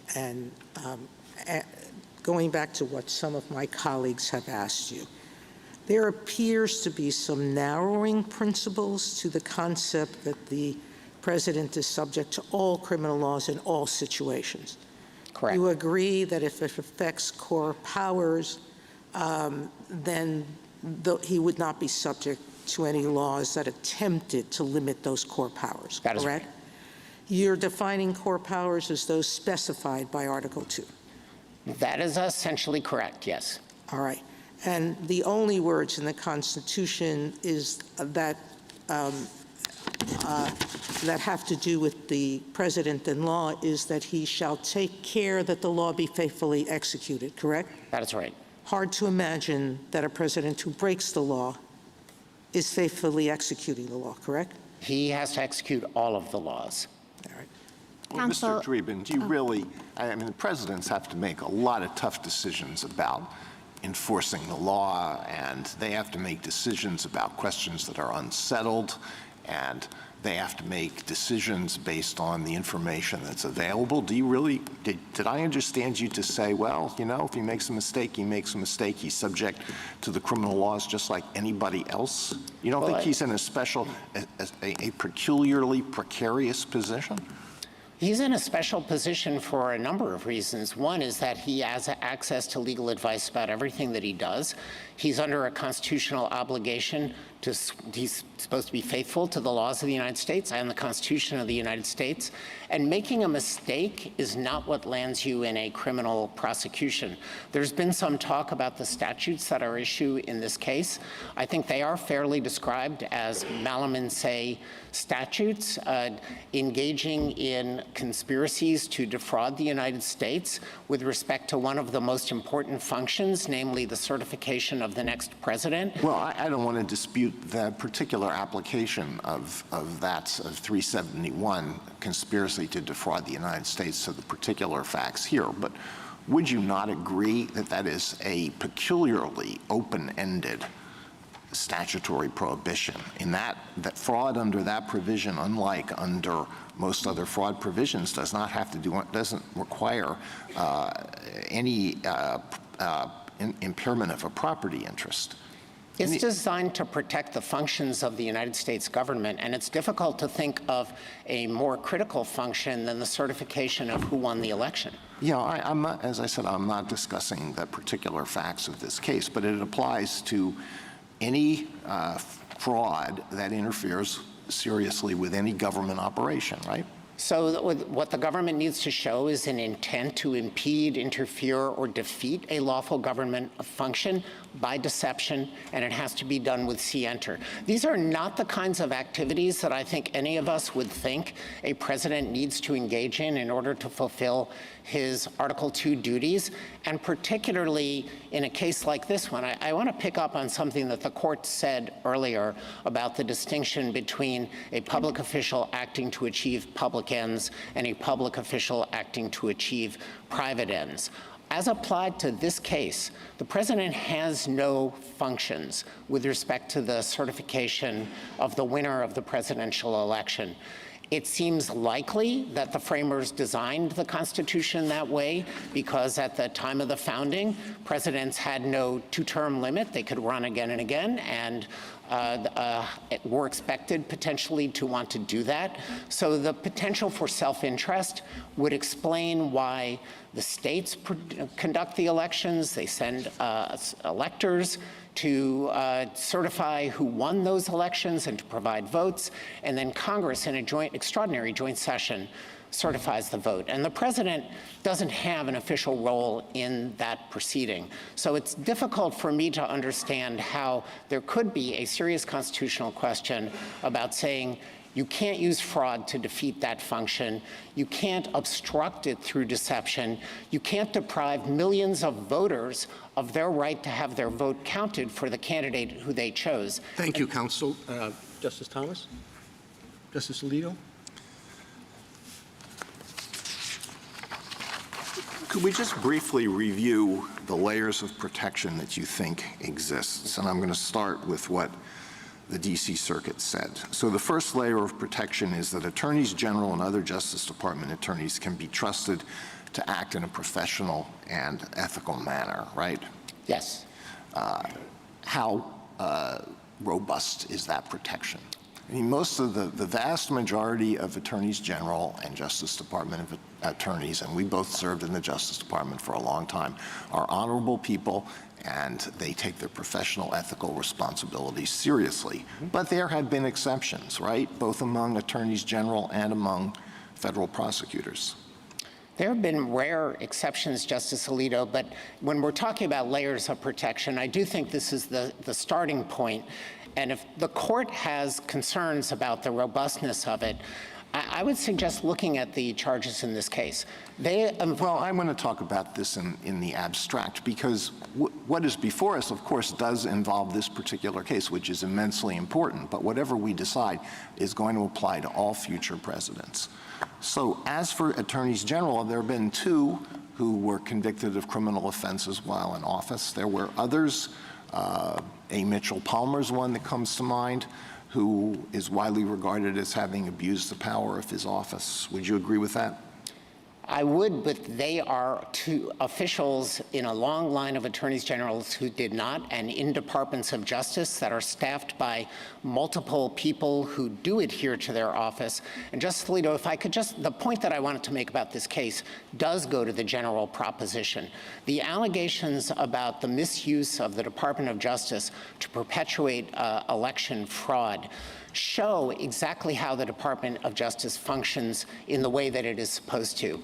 Petitioner is alleged to have tried to get the Department of Justice to send fraudulent letters to the states to get them to reverse electoral results. Yeah, the Department of Justice I understand that, Mr. Dreeben, but as I said, this case will have effects that go far beyond this particular prosecution. So moving on to the second level of protection that the D.C. Circuit cited, federal grand juries will shield former presidents from unwarranted indictments. How much protection is that? Well, it affords 2 levels of protection. One is the probable cause finding requires evidence. I think some of the fears about groundless prosecutions aren't supported by evidence, and they're not going to get out of the starting gate. I mean, there's the old saw about indicting a ham sandwich. Yes, but I think Justice you had a lot of experience in the Justice Department. You come across a lot of cases where the U.S. attorney or another federal prosecutor really wanted to indict a case and the grand jury refused to do so. There are such cases. Yes. But I think that the other Every level once in a while there's an eclipse, too. Well, I think that's for the most reason is prosecutors have no incentive to bring a case to a grand jury and secure an indictment when they don't have evidence to prove guilt beyond a reasonable doubt. It's self-defeating. All right, then the third level is that former presidents enjoy all the protections afforded all criminal defendants, right? And we've discussed that.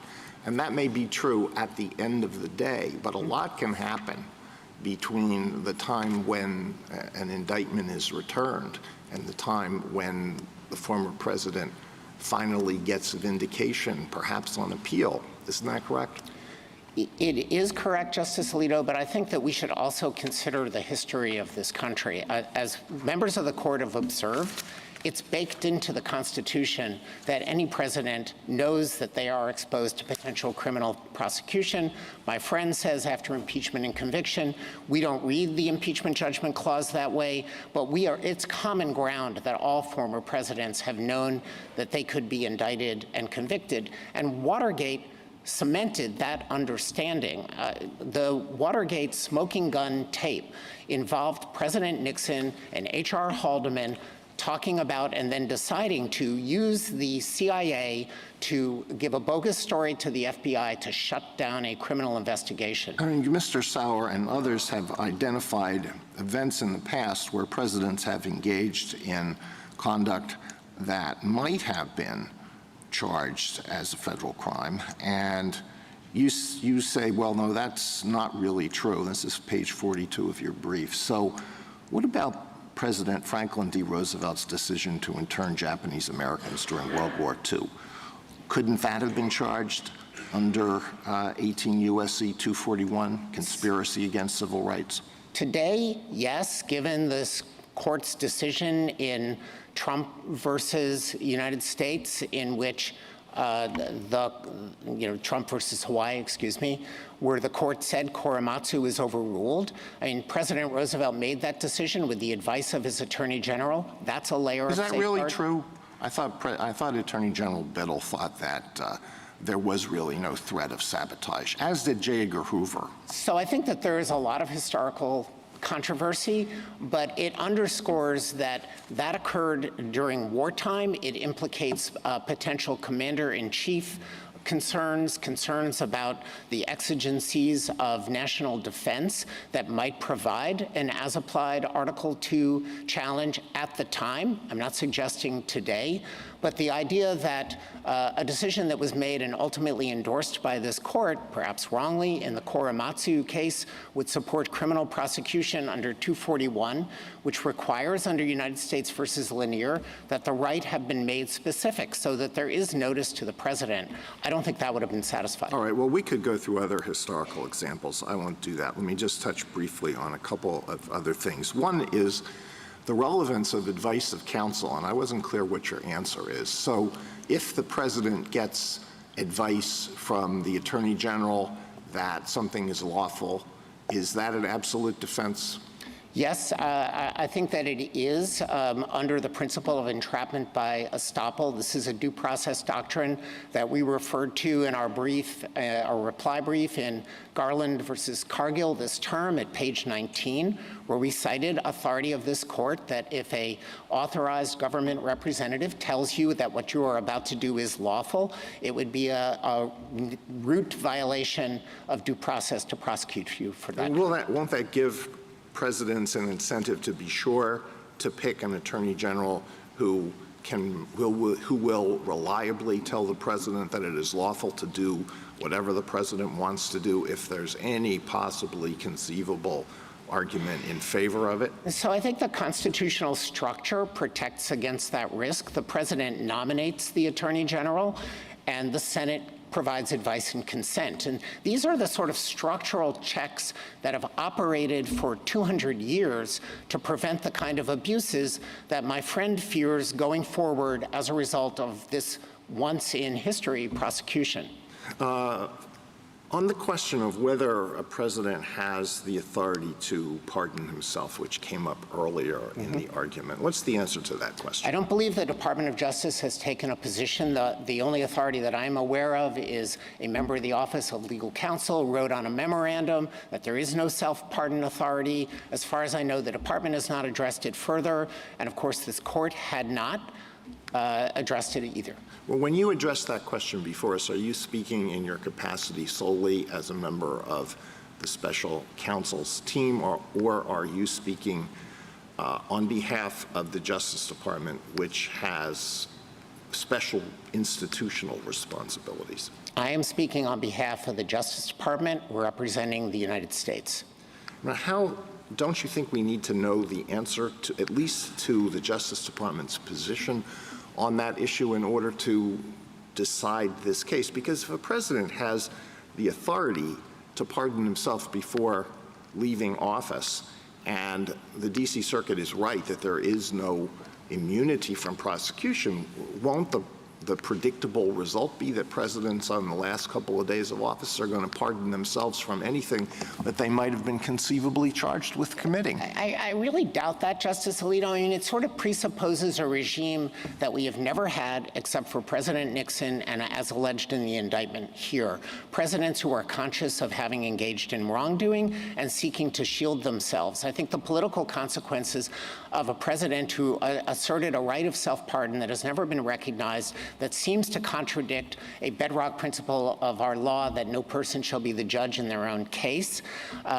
Those are adequate deterrents, I think, so that this kind of dystopian regime is not going to evolve. All right, let me end with just a question about what is required for the functioning of a stable democratic society, which is something that we all want. I'm sure you would agree with me that a stable democratic society requires that a candidate who loses an election, even a close one, even a hotly contested one, leave office peacefully if that candidate is the incumbent. Of course. All right. Now, if an incumbent who loses a very close, hotly contested election knows that a real possibility after leaving office is not that the president is going to be able to go off into a peaceful retirement, but that the president may be criminally prosecuted by a bitter political opponent, will that not lead us into a cycle that destabilizes the functioning of our country as a democracy? And we can look around the world and find countries where we have seen this process, where the loser gets thrown in jail. So I think it's exactly the opposite, Justice Alito. There are lawful mechanisms to contest the results in an election. And outside the record, but I think of public knowledge, petitioner and his allies filed dozens of electoral challenges, and my understanding is lost all but one that was not outcome determinative in any respect. There were judges that said in order to sustain substantial claims of fraud that would overturn an election result that's certified by a state, you need evidence, you need proof. And none of those things were manifested. So there is an appropriate way to challenge things through the courts with evidence. If you lose, you accept the results. That has been the nation's experience. I think the court is well familiar with that. Thank you. Justice Sotomayor? A stable democratic society needs the good faith of its public officials, correct? Absolutely. And that good faith assumes that they will follow the law. Correct. Now, putting that aside, there is no fail-safe system of government, meaning we have a judicial system that has layers and layers and layers of protection for accused defendants in the hopes that the innocent will go free. We fail routinely, but we succeed more often than not. In the vast majority of cases, the innocent do go free. Sometimes they don't, and we have some post-conviction remedies for that. But we still fail. We've executed innocent people. Having said that, Justice Alito went through step by step all of the mechanisms that could potentially fail. In the end, if it fails completely, it's because we've destroyed our democracy on our own, isn't it? It is, Justice Sotomayor, and I also think that there are additional checks in the system. Of course, the constitutional framers designed a separated powers system in order to limit abuses. I think one of the ways in which abuses are limited is accountability under the criminal law for criminal violations. But the ultimate check is the goodwill and faith in democracy.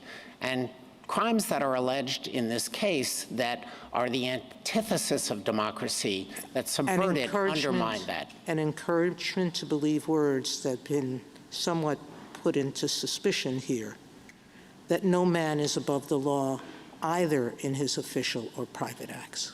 I think that is an assumption of the Constitution. Justice Kagan?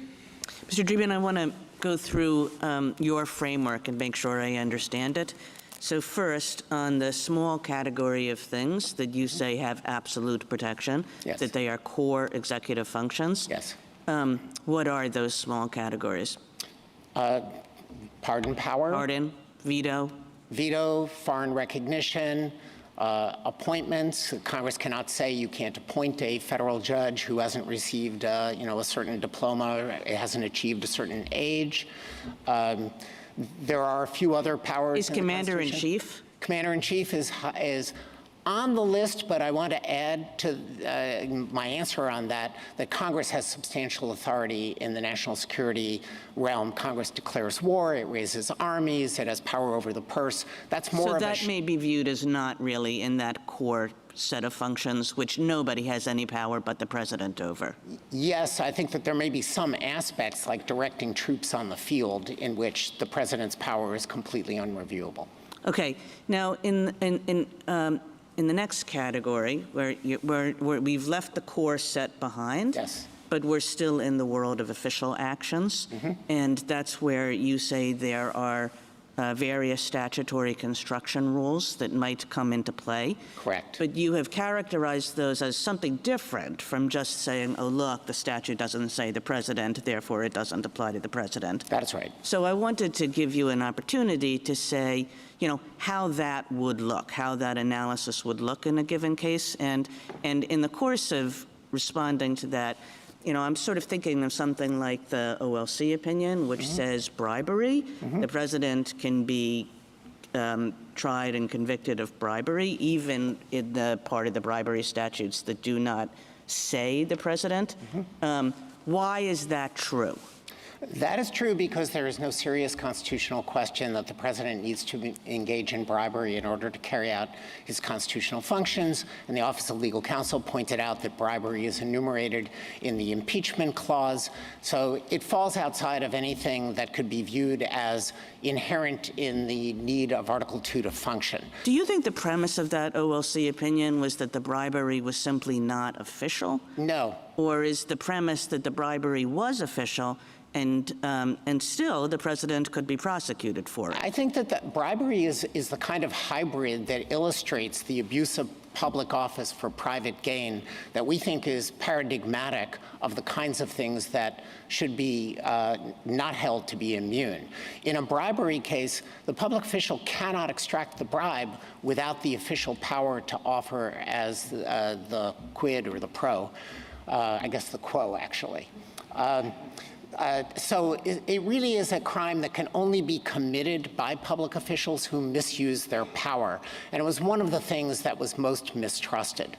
Many of the acts that are charged in this indictment or that would violate federal criminal law similarly involve the misuse of official power for private gain. So if you were to say what the line is in this category, like when it is that the statute should be understood as precluding presidential prosecution, and when it is that the statute should be understood as allowing it, what general principles should guide?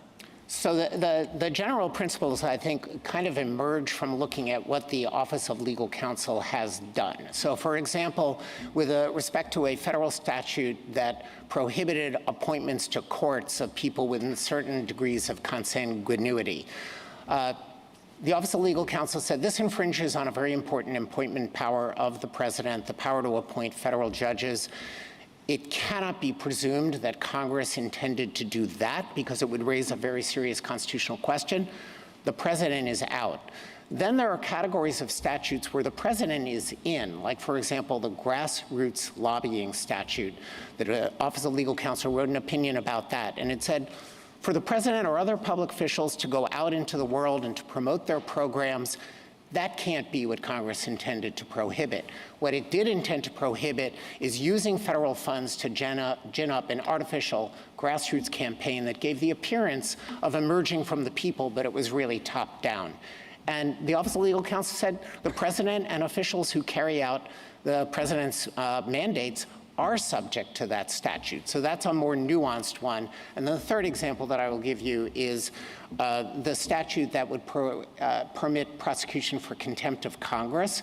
The Office of Legal Counsel concluded that a good faith assertion of executive privilege as a reason for not providing information to Congress would preclude prosecution because Congress cannot be deemed to have altered the separation of powers in such a manner. I think OLC probably would have gone on to say if Congress tried to do it, it would be deemed unconstitutional. But again, this was a statute that did not specifically name the president. There are only two that do that. So the entire corpus of federal criminal law, including bribery offenses, sedition, murder, would all be off limits if it were taken to the extent that some of the questions have suggested. And for the general principle, does it raise a serious constitutional question? And if so, to what extent? Can it be carved out individually? And there may be some instances where the statutes here could be carved out and a particular act could be found to be protected.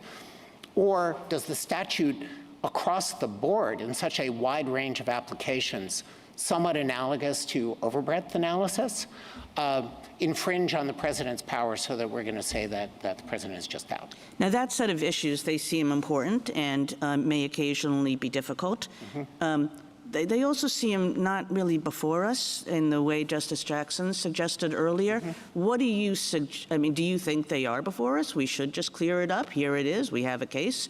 What else could we do? How should we deal with this? That there are these lingering issues that go beyond the question of whether there's the kind of absolute immunity that the former president is invoking. So I think the court has discretion to reach that issue, even though Justice Jackson is totally right. It was not raised in the district court, and it was not raised in the Court of Appeals. And the analysis that I would use to get there is a fusion of a couple of principles. One is the court has often resolved threshold questions that are a prerequisite to an intelligent resolution of the question presented.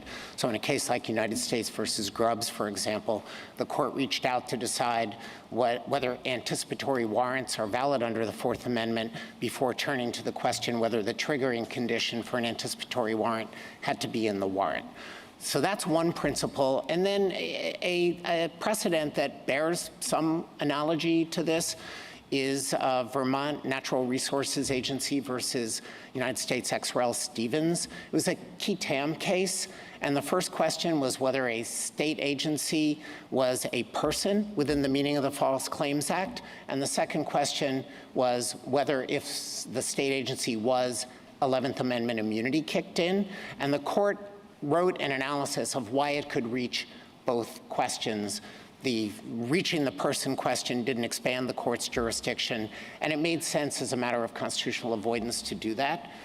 There are some considerations that cut against this, and I want to be clear that for overall government equities, we are not wild about parties who raise an immunity case that can be presented to a court on an interlocutory appeal and then smuggling in other issues. So we would want to guide the court not to have an expansive approach to that issue. But the final thing that I would say about this is part of our submission to this court is that the Article I branch and the Article II branches are aligned in believing that this prosecution is an appropriate way to enforce the law. Congress, by making the law, the current executive by deciding to bring it. And since a building block of that submission is that Congress actually did apply these criminal laws to official conduct, the court may wish to exercise its discretion to resolve that issue. Okay, I have one last set of questions, which has to do with the official unofficial line. Yes. And you heard Mr. Sauer's responses to both Justice Barrett's questions and my questions about what he thinks counts as official here and what he thinks counts as unofficial here. And I'm just wondering what you took from his responses and also how you would characterize what is official and what is not official in this indictment. So I think petitioner conceded that there are acts that are not official that are alleged in the indictment, and we agree with him on all of that. I think I disagree with him on everything else that he said about what is official and what is not. Organizing fraudulent slates of electors, creating false documentation that says, I'm an elector, I was appointed properly, I'm going to send a vote off to Congress that reflects that petitioner won rather than the candidate that actually got the most votes and who was ascertained by the governor and whose electors were appointed to cast votes. That is not official conduct. That is campaign conduct, and I think that the D.C. Circuit in the Blassingame case did draw an appropriate distinction. A first-term president who's running for re-election can act in the capacity as office seeker or office holder. And when working with private lawyers and a private public relations advisor to gin up fraudulent slates of electors, that is not any part of a president's job. So I'm sorry. There's an allegation in the indictment that has to do with the removal of a Justice Department official. Is that core protected conduct? We don't think that that's core protected conduct. I don't think that I would characterize that episode quite that way. We do agree that the Department of Justice allegations were a use of the president's official power. In many ways, we think that aggravates the nature of this offense. Seeking as a candidate to oust the lawful winner of the election and have oneself certified with private actors is a private scheme to achieve a private end, and many of the co-conspirators alleged in the indictment are private. But for an incumbent president to then use his presidential powers to try to enhance the likelihood that it succeeds makes the crime, in our view, worse. And so in the Department of Justice episode, this occurs very late in the election cycle after many other schemes had failed. And at that point, the petitioner is alleged to have tried to pressure the Department of Justice to send false letters to the states claiming that there were serious election irregularities and that they should investigate who they certified as a president. None of this was true. The Department of Justice officials all said, this is not true. We are not going to do that. And at that point, petitioner is alleged to have threatened to remove the Department of Justice officials who were standing by their oath and replace them with another person who would carry it out. We're not seeking to impose criminal liability on the president for exercising or talking about exercising the appointment and removal power. No, what we're seeking to impose criminal liability for is a conspiracy to use fraud to subvert the election, one means of which was to try to get the Justice Department to be complicit in this.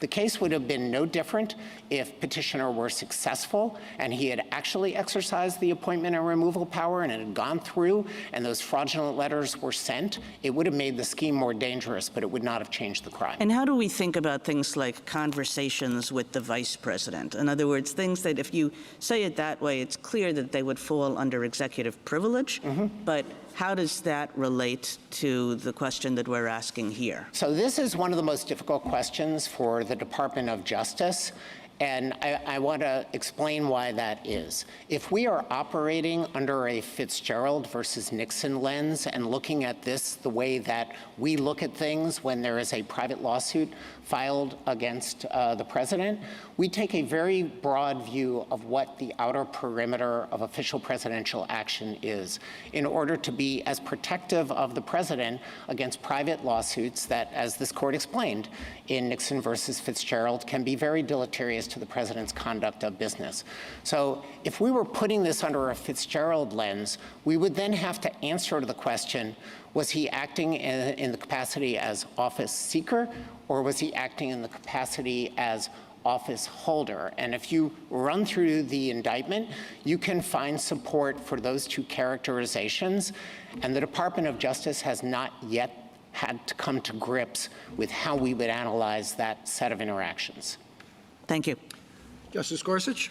If you did, though, I just wanted to confirm, I thought I heard you thought that the Blassingame framework was the appropriate one. Is that right? Largely, yes, Justice Gorsuch. We agree with the idea of the distinction between office holder and office seeker. We also agree that if it's objectively reasonable to view the activities as those of office holder, then the Fitzgerald immunity kicks in. I think we would look more at the content of the actual interaction in order to make that determination than Blassingame suggested, at least on the facts of that case, might be appropriate. Can you give me an example of what you have in mind? I'm just trying to understand what nuance you're suggesting. So Blassingame adopted a generally very favorable pro-government framework that we endorse in private civil cases. Yeah. Okay, not here, because we don't think that Fitzgerald applies in the criminal context. No, I understand that, Okay. but putting that aside, the distinction between official act and private office seeker. Yes. Their test is, you think, good enough for government work?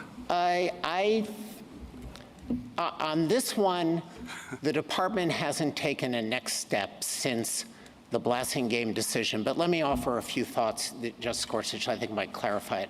The Blassingame decision focused on objective contextual indications to try to see whether the president was acting as a campaigner as opposed to an office holder. Yeah. I think that decision can also be made by looking at what the president actually said. And let me illustrate that with an allegation that I think my friend talked briefly. In one of the interactions between petitioner and a state official, petitioner is alleged to have said, all I needed you to do is to find me 11,000 votes and change. I think if you look at that content, it's pretty clear that petitioner is acting in the capacity as office seeker, not as president, and we would look at that content. Okay, but the test, I'm just focused on the legal test. Correct. I'm not hearing any objections to it. Other than I think that the D.C. Circuit placed more content consideration off limits than I would. Okay, all right. And then I wanted to understand on the core immunity, or whatever word we use, that it seems to me that we're narrowing the ground of dispute here considerably. Do we look at motives, the president's motives for his actions? I mean, for example, he has lots of war powers, as we've discussed, but he might use them in order to enhance his election, his personal interests. Is that a relevant consideration when we're looking at core powers?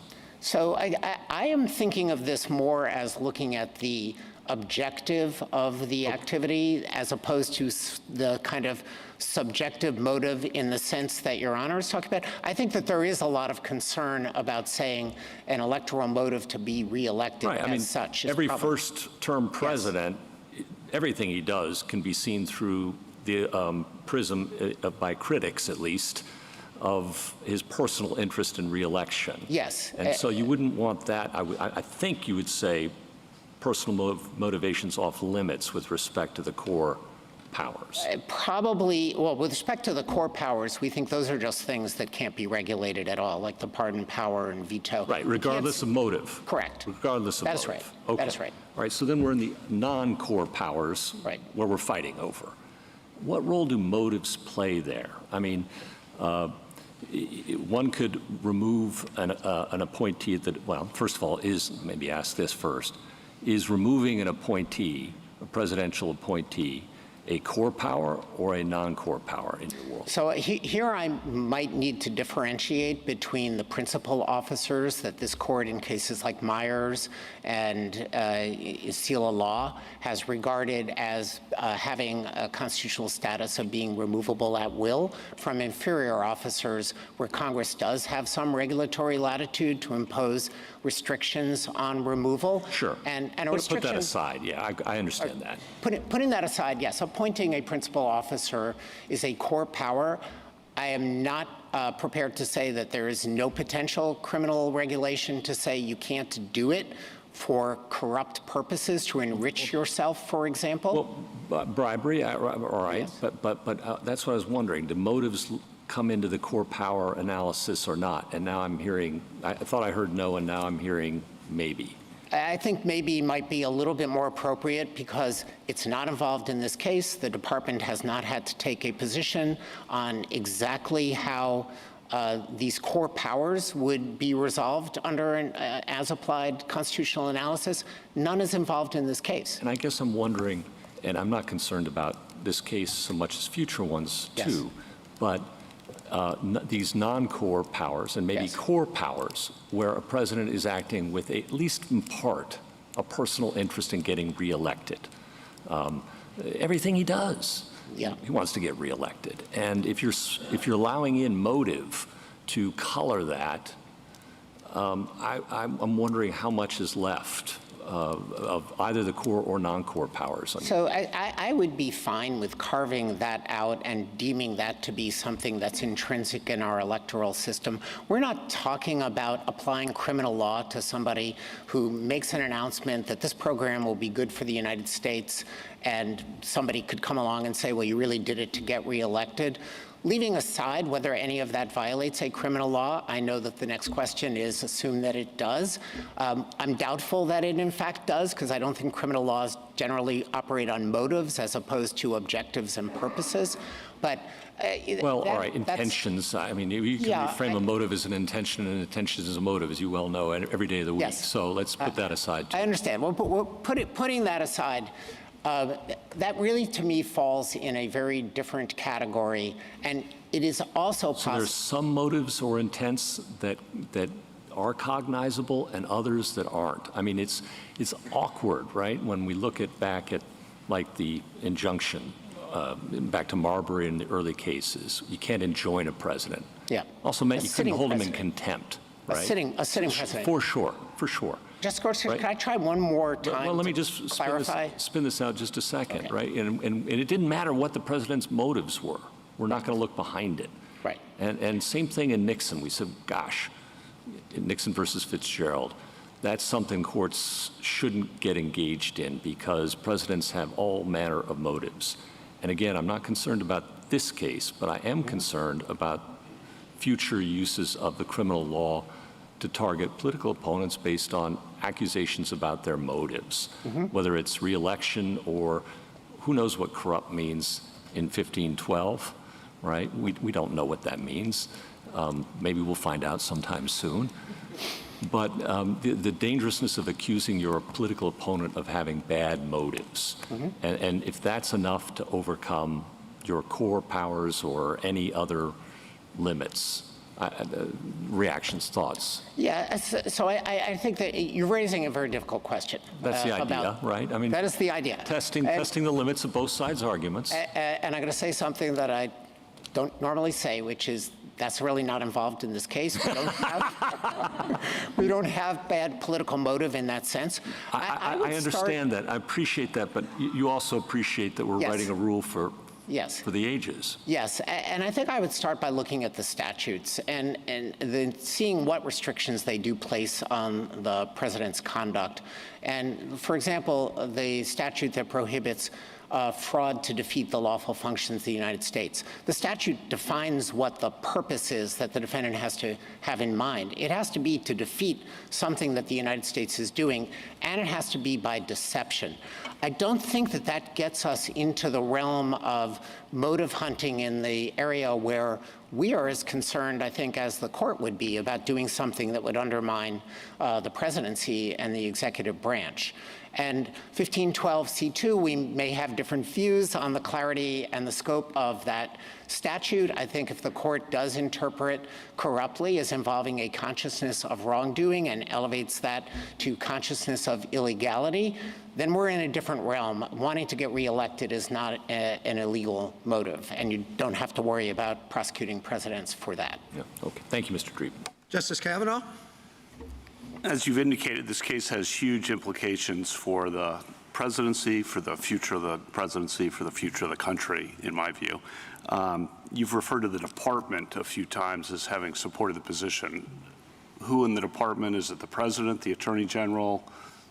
The Solicitor General of the United States. Part of the way in which the special counsel functions is as a component of the Department of Justice. The regulations envision that we reach out and consult, and on a question of this magnitude that involves equities that are far beyond this prosecution as the questions of the court. So it's the Solicitor General? Yes. Okay.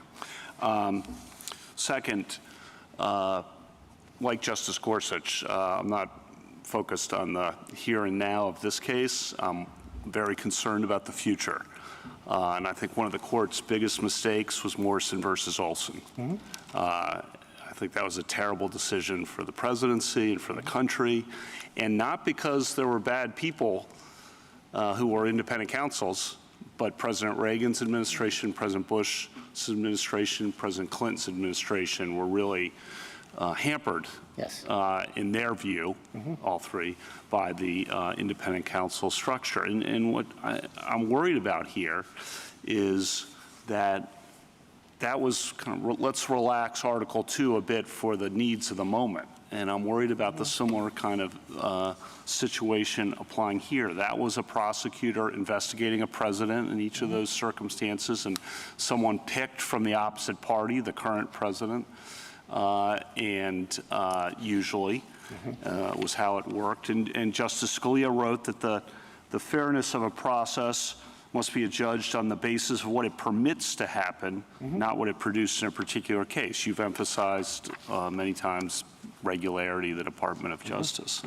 And he said, and I think this applied to the independent counsel system, and it could apply if presidents are routinely subject to investigation going forward. One thing is certain, however, it involves investigating and perhaps prosecuting a particular individual. Can one imagine a less equitable manner of fulfilling the executive responsibility to investigate and prosecute? What would the reaction be if, in an area not covered by this statute, the Justice Department posted a public notice inviting applicants to assist in an investigation and possible prosecution of a certain prominent person? Does this not invite what Justice Jackson described as picking the man and then searching the law books or putting investigators to work to pin some offense on him? To be sure, the investigation must relate to the area of criminal offense specified by the statute, but that has often been, and nothing prevents it from being very broad. I paraphrased at the end because it was referring to the judges. Yes. That's the concern going forward, is that the system will, when former presidents are subject to prosecution, and the history of Morrison versus Olson tells us it's not going to stop. It's going to cycle back and be used against the current president or the next president and the next president and the next president after that. All that, I want you to try to allay that concern. Why is this not Morrison v. Olson redux if we agree with you? Well, first of all, the independent counsel regime did have many structural features that emphasized independence at the expense of accountability. We don't have that regime now, but even under that regime, Justice Kavanaugh, I think if you look at Lawrence Walsh's report on Iran-Contra, I think this goes to a very fundamental point for the court to consider. Judge Walsh said, I investigated these matters. The proof did not nearly come close to establishing criminal violations. So we've lived from Watergate through the present, through the independent counsel era with all of its flaws, without these prosecutions having gone off on a runaway train. Well, I think President Reagan, President Bush, and President Clinton, whether rightly or wrongly, thought contrary to what you just said. I think nobody likes being investigated for a crime, but it didn't result in the kind of vindictive prosecutions that I think Your Honor is raising as a possibility. Yeah. We have a different system now. I think there was a consensus throughout Washington that there were flaws in the independent counsel system. It lapsed. We now are inside the Justice Department with full accountability resting with the Attorney General. So the special counsel regulations now don't operate the way that the independent counsel regulations do. And this court would have something to say about it, I think, if the independent counsel statute were revived. I'm not sure that anybody is in favor of that. Right. Now, I was just saying this is kind of the mirror image of that, is one way someone could perceive it. But I take your point about the different structural protections internally. And like Justice Scalia said, I do not mean to suggest anything of the sort in the present case. I'm not talking about the present case, so I'm talking about the future. Second, another point, you said, talked about the criminal statutes. It's very easy to characterize presidential actions as false or misleading under vague statutes. So President Lyndon Johnson, statements about the Vietnam War. Say something's false. Turns out to be false that he says about the Vietnam War. 371 prosecution? So after he leaves office? I think not, but this is an area that I do think that merits some serious and nuanced consideration. Statements that are made by a president to the public are not really coming within the realm of criminal statutes. They've never been prosecuted. I realize that the court can say, well, what if they were? And then I think you get to what I would regard as a hard constitutional question that would probably guide the court away from trying to resolve today, although I do think it's very different from our case and distinguishable in important ways. But you're dealing here with two branches of government that have a paramount interest in the integrity and freedom of their interactions with each other. On the one hand, the president, of course, should be very free to send usually his cabinet officials and sub-cabinet officials to testify to Congress, to provide them with the information needed to enact legislation and to make national policy. And we're very concerned about anything that would trammel that. On the other side of the equation, Congress has a compelling interest in receiving accurate information, and at the very least, not information that is intentionally and knowingly false. Right. That would pollute the legislative process. How about, I think it came up before, President Ford's pardon. Very controversial in the moment. Yes. Hugely unpopular, probably why he lost in '76. Yes. Now looked upon as one of the better decisions in presidential history, I think, by most people. If he's thinking about, well, if I grant this pardon to Richard Nixon, could I be investigated myself for obstruction of justice on the theory that I'm interfering with the investigation of Richard Nixon? So this would fall into that small core area that I mentioned to Justice Kagan and Justice Gorsuch of presidential responsibilities that Congress cannot regulate. How about President Obama's drone strikes? So the Office of Legal Counsel looked at this very carefully and determined that, number one, the federal murder statute does apply to the executive branch. The president wasn't personally carrying out the strike, but the aiding and abetting laws are broad. And it determined that a public authority exception that's built into statutes and that applied particularly to the murder statute because it talks about unlawful killing, did not apply to the drone strike. So this is actually the way that the system should function. The Department of Justice takes criminal law very seriously. It runs it through the analysis very carefully with established principles. It documents them, it explains them, and then the president can go forward in accordance with it. And there is no risk of prosecution for that course of activity. Thank you for your answers. Justice Barrett? Mr. Dreeben, I want to pick up with that public authority defense. So I'm looking at the OLC memo that David Barron wrote that you cited in your briefs. And he describes the public authority defense citing the model penal code. There are a few different definitions, but I'll just highlight this one. Justifying conduct which is required or authorized by the law defining the duties or functions of a public officer, the law governing the armed services or lawful conduct of war, or any other provision of law imposing a public duty. That sounds a lot like dividing a line between official and private conduct. I think it's narrower, and I recognize it's a defense, not an immunity. But when you look at the definition of it, are you acting within the scope of authority conferred by law or discharging a duty conferred by law? I think it's narrower than Blasingame, narrower than Nixon versus Fitzgerald, but that's what it sounds like to me. Do you agree or disagree? You know, Justice Barrett, I certainly understand the intuition that when you act outside of your lawful authority, you've kind of gone on a frolicking detour, you're no longer carrying it out. I don't really think that that quite works for presidential activity. The only way that he could have implemented the orders is by exercising his commander-in-chief authority over the armed forces or his authority to supervise the executive branch. Those seem like core executive acts to me. There is such a possibility as an unlawful executive act.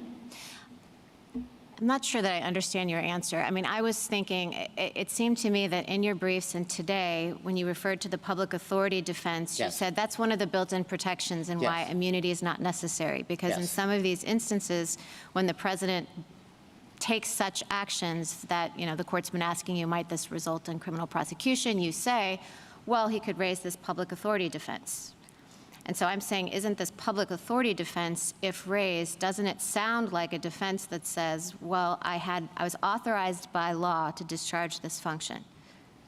And therefore, I acted lawfully. Therefore, I acted lawfully and Yes. I'm not criminally liable. Correct.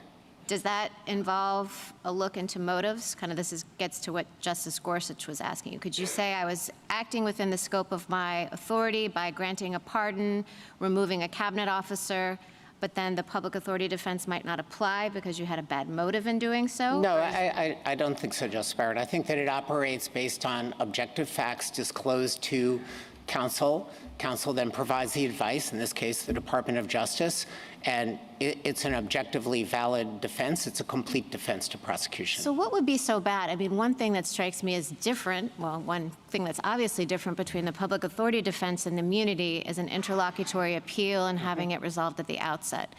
What would be so bad about having a question like that resolved at the threshold, having it be an immunity? The same kind of question that could be brought up as a defense later, but have it be brought up at the threshold as an immunity, and then an interlocutory appeal would be available, and it would be a freedom from standing trial, but not a get-out-of-jail-free card. Yes, I understand that, and I think that if the court believed that that was the appropriate way to craft presidential protections, it has the authority to craft procedural rules that implement its Article 2 concerns. That said, public authority we're calling it a defense, but under many statutes, it's actually an exception to liability itself. And what you're really talking about is trying the general issue.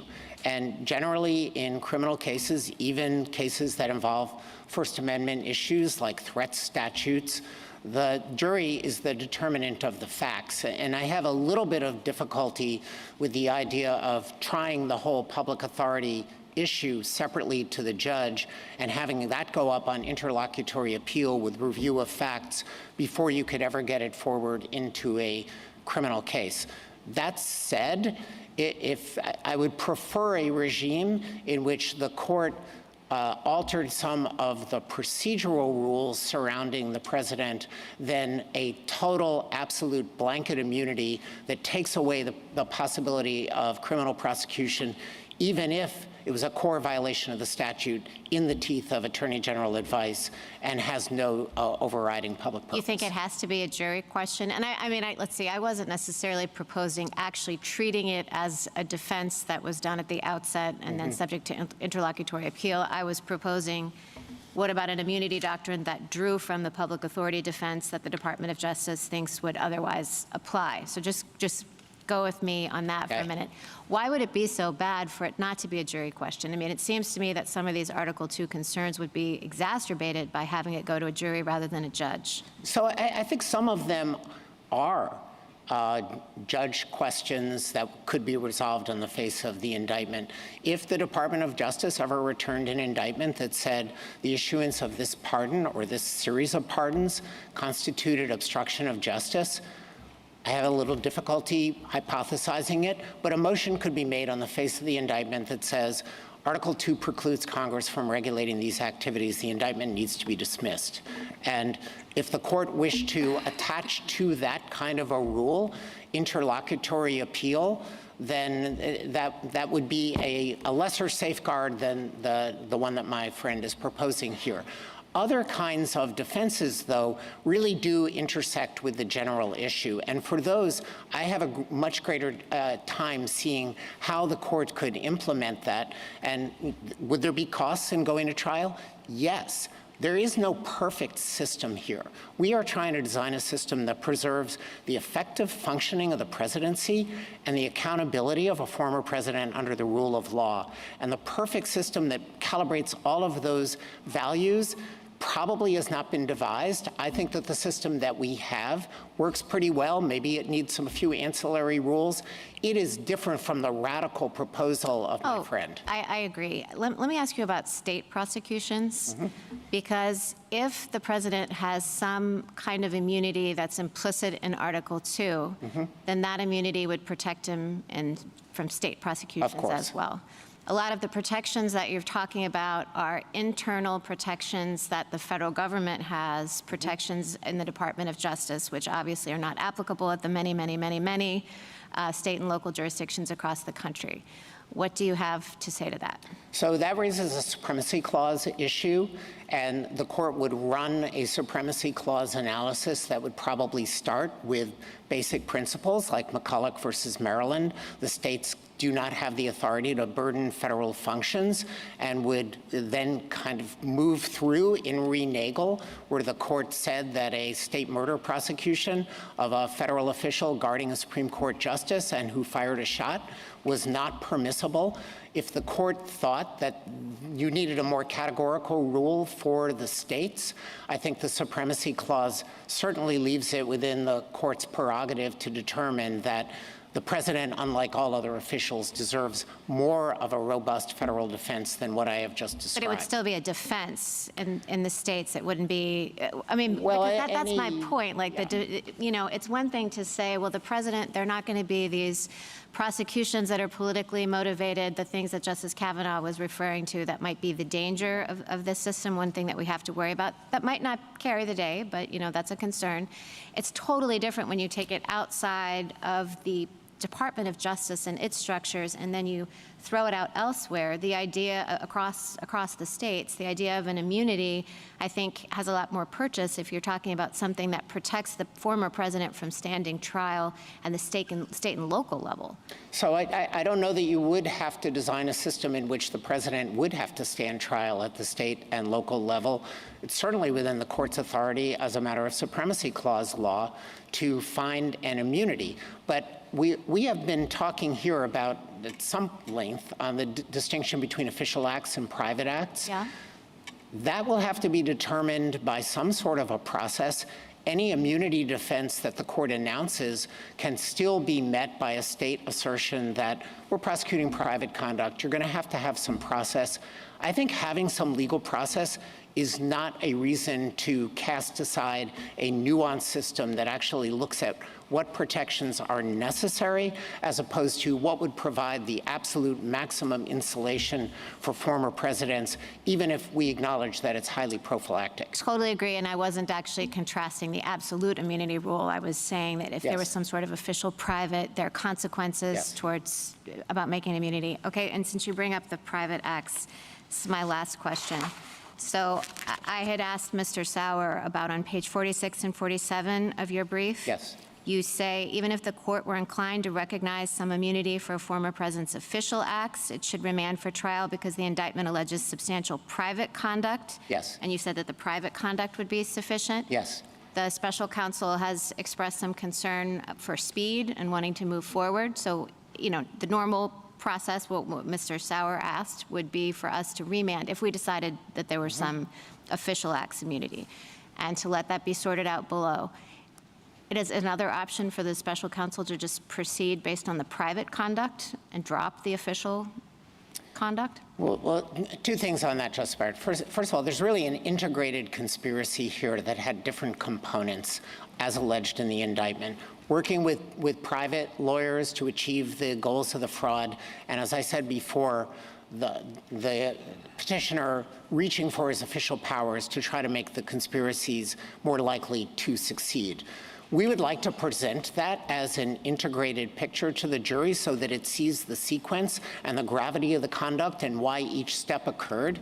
That said, if the court were to say that the fraudulent elector scheme is private, reaching out to state officials as a candidate is private, trying to exploit the violence after January 6th by calling senators and saying, please delay the certification proceeding, is private campaign activity, we still think, contrary to what my friend said, that we could introduce the interactions with the Justice Department, the efforts to pressure the vice president, for their evidentiary value as showing the defendant's knowledge and intent, and we would take a jury instruction that would say, you may not impose criminal culpability for the actions that he took. However, you may consider it insofar as it bears on knowledge and intent. That's the usual rule with protected speech, for example, under Wisconsin versus Mitchell. My friend analogizes this to the speech or debate clause, but we don't think the speech or debate clause has any applicability here. It's a very explicit constitutional protection that says senators and representatives shall not be questioned in any other place. So it carries an evidentiary component that's above and beyond whatever official act immunity he is seeking. And the last thing I would say on this is we think that the concerns about the use of evidence of presidential conduct that might otherwise be official and subject to executive privilege is already taken care of by United States versus Nixon.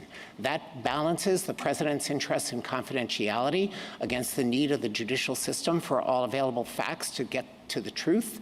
And once that has been overcome, we submit that evidence can be used even if culpability can't rest on it. Thank you. Justice Jackson? Just to pick up where Justice Barrett left off, I think I heard you say that even if we decide here something, a rule that's not the rule that you prefer, that is somehow separating out private from official acts and saying that that should apply here, there's sufficient allegations in the indictment, in the government's view, that fall into the private acts bucket that the case should be allowed to proceed. Correct. Because in an ordinary case, it wouldn't be stopped just because some of the acts are allegedly immunized, even if people agree that some are immunized. If there are other acts that aren't, the case would go forward. That is right. All right.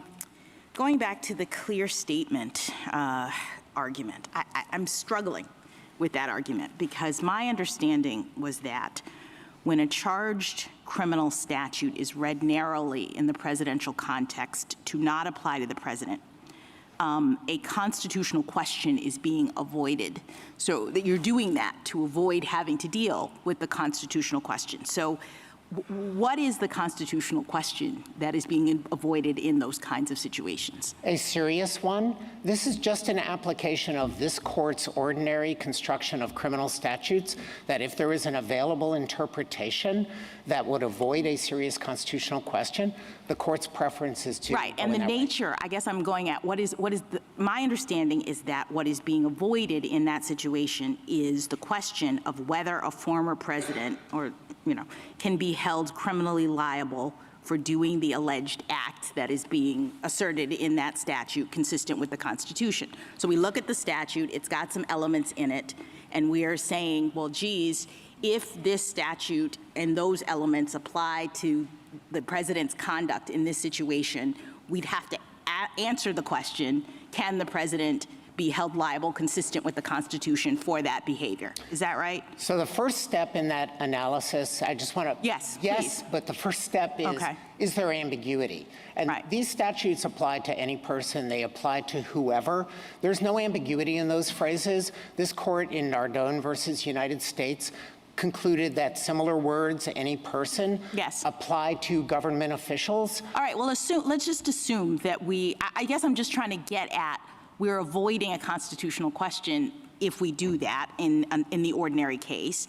And what's confusing to me about this case is that we're not being asked to avoid the constitutional question. In fact, the question of whether or not the president can be held liable consistent with the Constitution or does he have immunity is the question that's being presented to us. So I don't understand how the clear statement kind of analysis even works. It seems completely tautological to me for us to hold that presidents cannot be prosecuted under any criminal statute without a clear statement from Congress to avoid the question of whether or not the Constitution allows them to be prosecuted. We'd have to have a reason, right? I mean, we'd have to have a rationale for applying the clear statement rule. I think the court would have to have some rationale that's not evident in either the existing doctrine or the text. And just one data point for the court in thinking about how the clear statement rule works In United States versus Sun Diamond, a case about gratuities that the court is probably familiar with, Justice Scalia wrote an opinion for a unanimous court in which he used a hypothetical about what would happen if the president received a sports replica jersey at a typical White House event. Would that violate Section 201C? And the court offered a construction that it had to be for or because an official act to avoid that problem. I think if there was such a well-received understanding that presidents are not included in general federal criminal law unless the president is specifically named, which he is not in Section 201, Justice Scalia would have thought of that, and some member of the court would have reacted, and none did. All right, let me go on to ask about what you take the petitioner's position to be in this case, because we've had a lot of talk about drawing the lines. Justice Kavanaugh, Justice Gorsuch suggested that we should be thinking about Blasingame, and that within the, first we have private versus official, and then within official now we have something about core acts versus other acts as we try to figure out, at what level the president is going to have immunity. But I took the petitioner's argument in this case not to be inviting us to engage in that kind of analysis. I thought he was arguing that all official acts get immunity. And so I didn't understand us to be having to drill down on which official acts do. And so my question is, why isn't it enough for the purposes of this case, given what the petitioner has argued, to just answer the question of whether all official acts get immunity? That is enough, and if the court answers that question the way that the government has submitted, that resolves the case. I want to make a clarification that I may have left the court with some uncertainty about. The official act analysis that my friend is talking about is the Fitzgerald versus Nixon outer perimeter test, which is extremely protective of the president. It's not looking at core versus ancillary. It's saying everything the president does is a target for private civil lawsuits. That is not a great thing, and therefore they are all cut off. That's an absolute immunity kind of concept, right? Anything that's official in the outer perimeter is not subject to liability. That is right. And so we don't have to then go, well, okay, we have the bucket of official, now let's figure out which within that might be subject to liability, not on the theory of absolute immunity, correct? Neither on the theory of absolute immunity or on our theory. On his theory, everything's protected. On our theory, there is no immunity. But this is where I would draw the distinction. There are as-applied constitutional challenges that you run through the Youngstown framework and this court's customary method of analysis, and you determine whether there's a infringement of Article 2. So what you're saying is even if we reject the absolute immunity theory, it's not as though the president is, doesn't have the opportunity to make the kinds of arguments that arise as at the level of, this particular act or this particular statute has a problem in retrospect. I think I hear you saying we should not be trying to, in the abstract, set up those boundaries ahead of time as a function of sort of blanket immunity, allow each allegation to be brought, and then we would decide in that context. Yes, with the additional note that petitioner has never made that argument, and I think it would be up to a district court to decide whether to go that route at this point in the litigation. He's put all of his eggs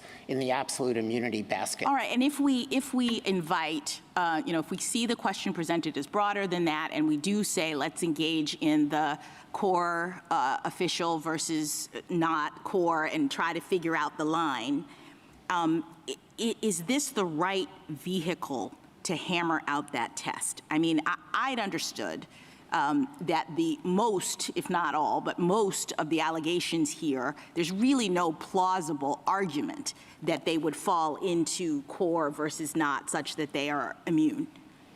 We don't think there are any core acts that have been alleged in the indictments that would be off limits as a matter of Article 2. So if we were going to do this kind of analysis, try to figure out what the line is, we should probably wait for a vehicle that actually presents it in a way that allows us to test the different sides of the standard that we'd be creating, right? I don't see any need in this case for the court to embark on that analysis. All right, the final sort of set of questions that I have to do with what I do take as a very legitimate concern about prosecutorial abuse, about future presidents being targeted for things that they have done in office. I take that concern. I think it's a real thing. But I wonder whether some of it might also be mitigated by the fact that existing administrations have a self-interest in protecting the presidency, that they understand that if they go after the former guy, soon they're going to be the former guy, and they will have created precedent that will be problematic. So I wonder if you might comment on whether some of the caution from the Justice Department and the prosecutors and whatnot comes from an understanding that they will soon be former presidents as well. I think absolutely, and I would locate this as a structural argument that's built into the Constitution itself.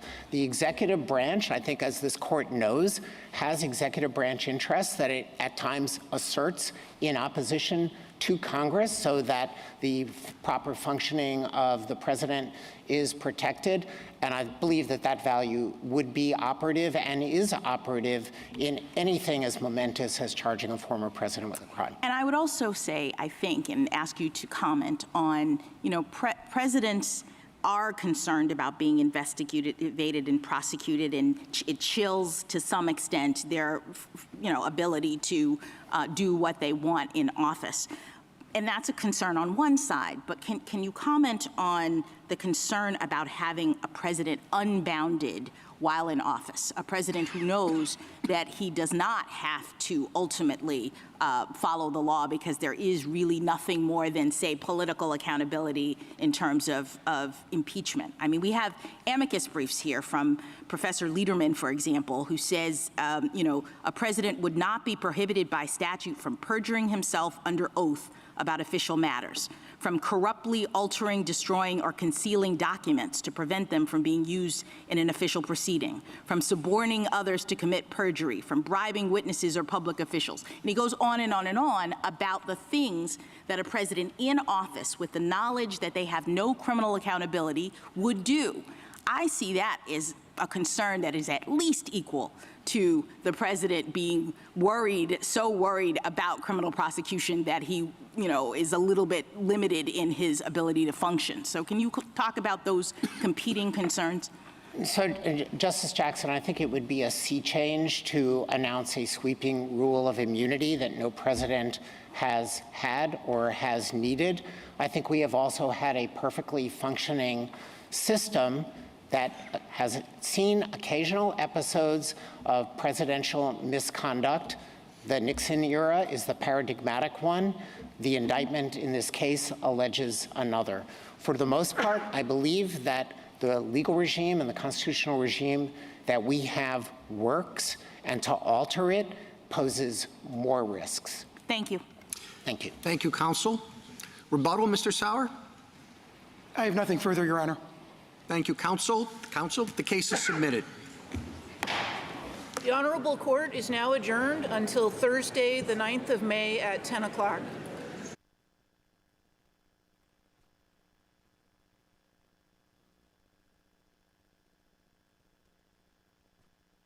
And the justice is wrapping up oral argument in the presidential immunity case concerning former President Donald Trump. The case will determine whether the former president will be able to avoid criminal prosecution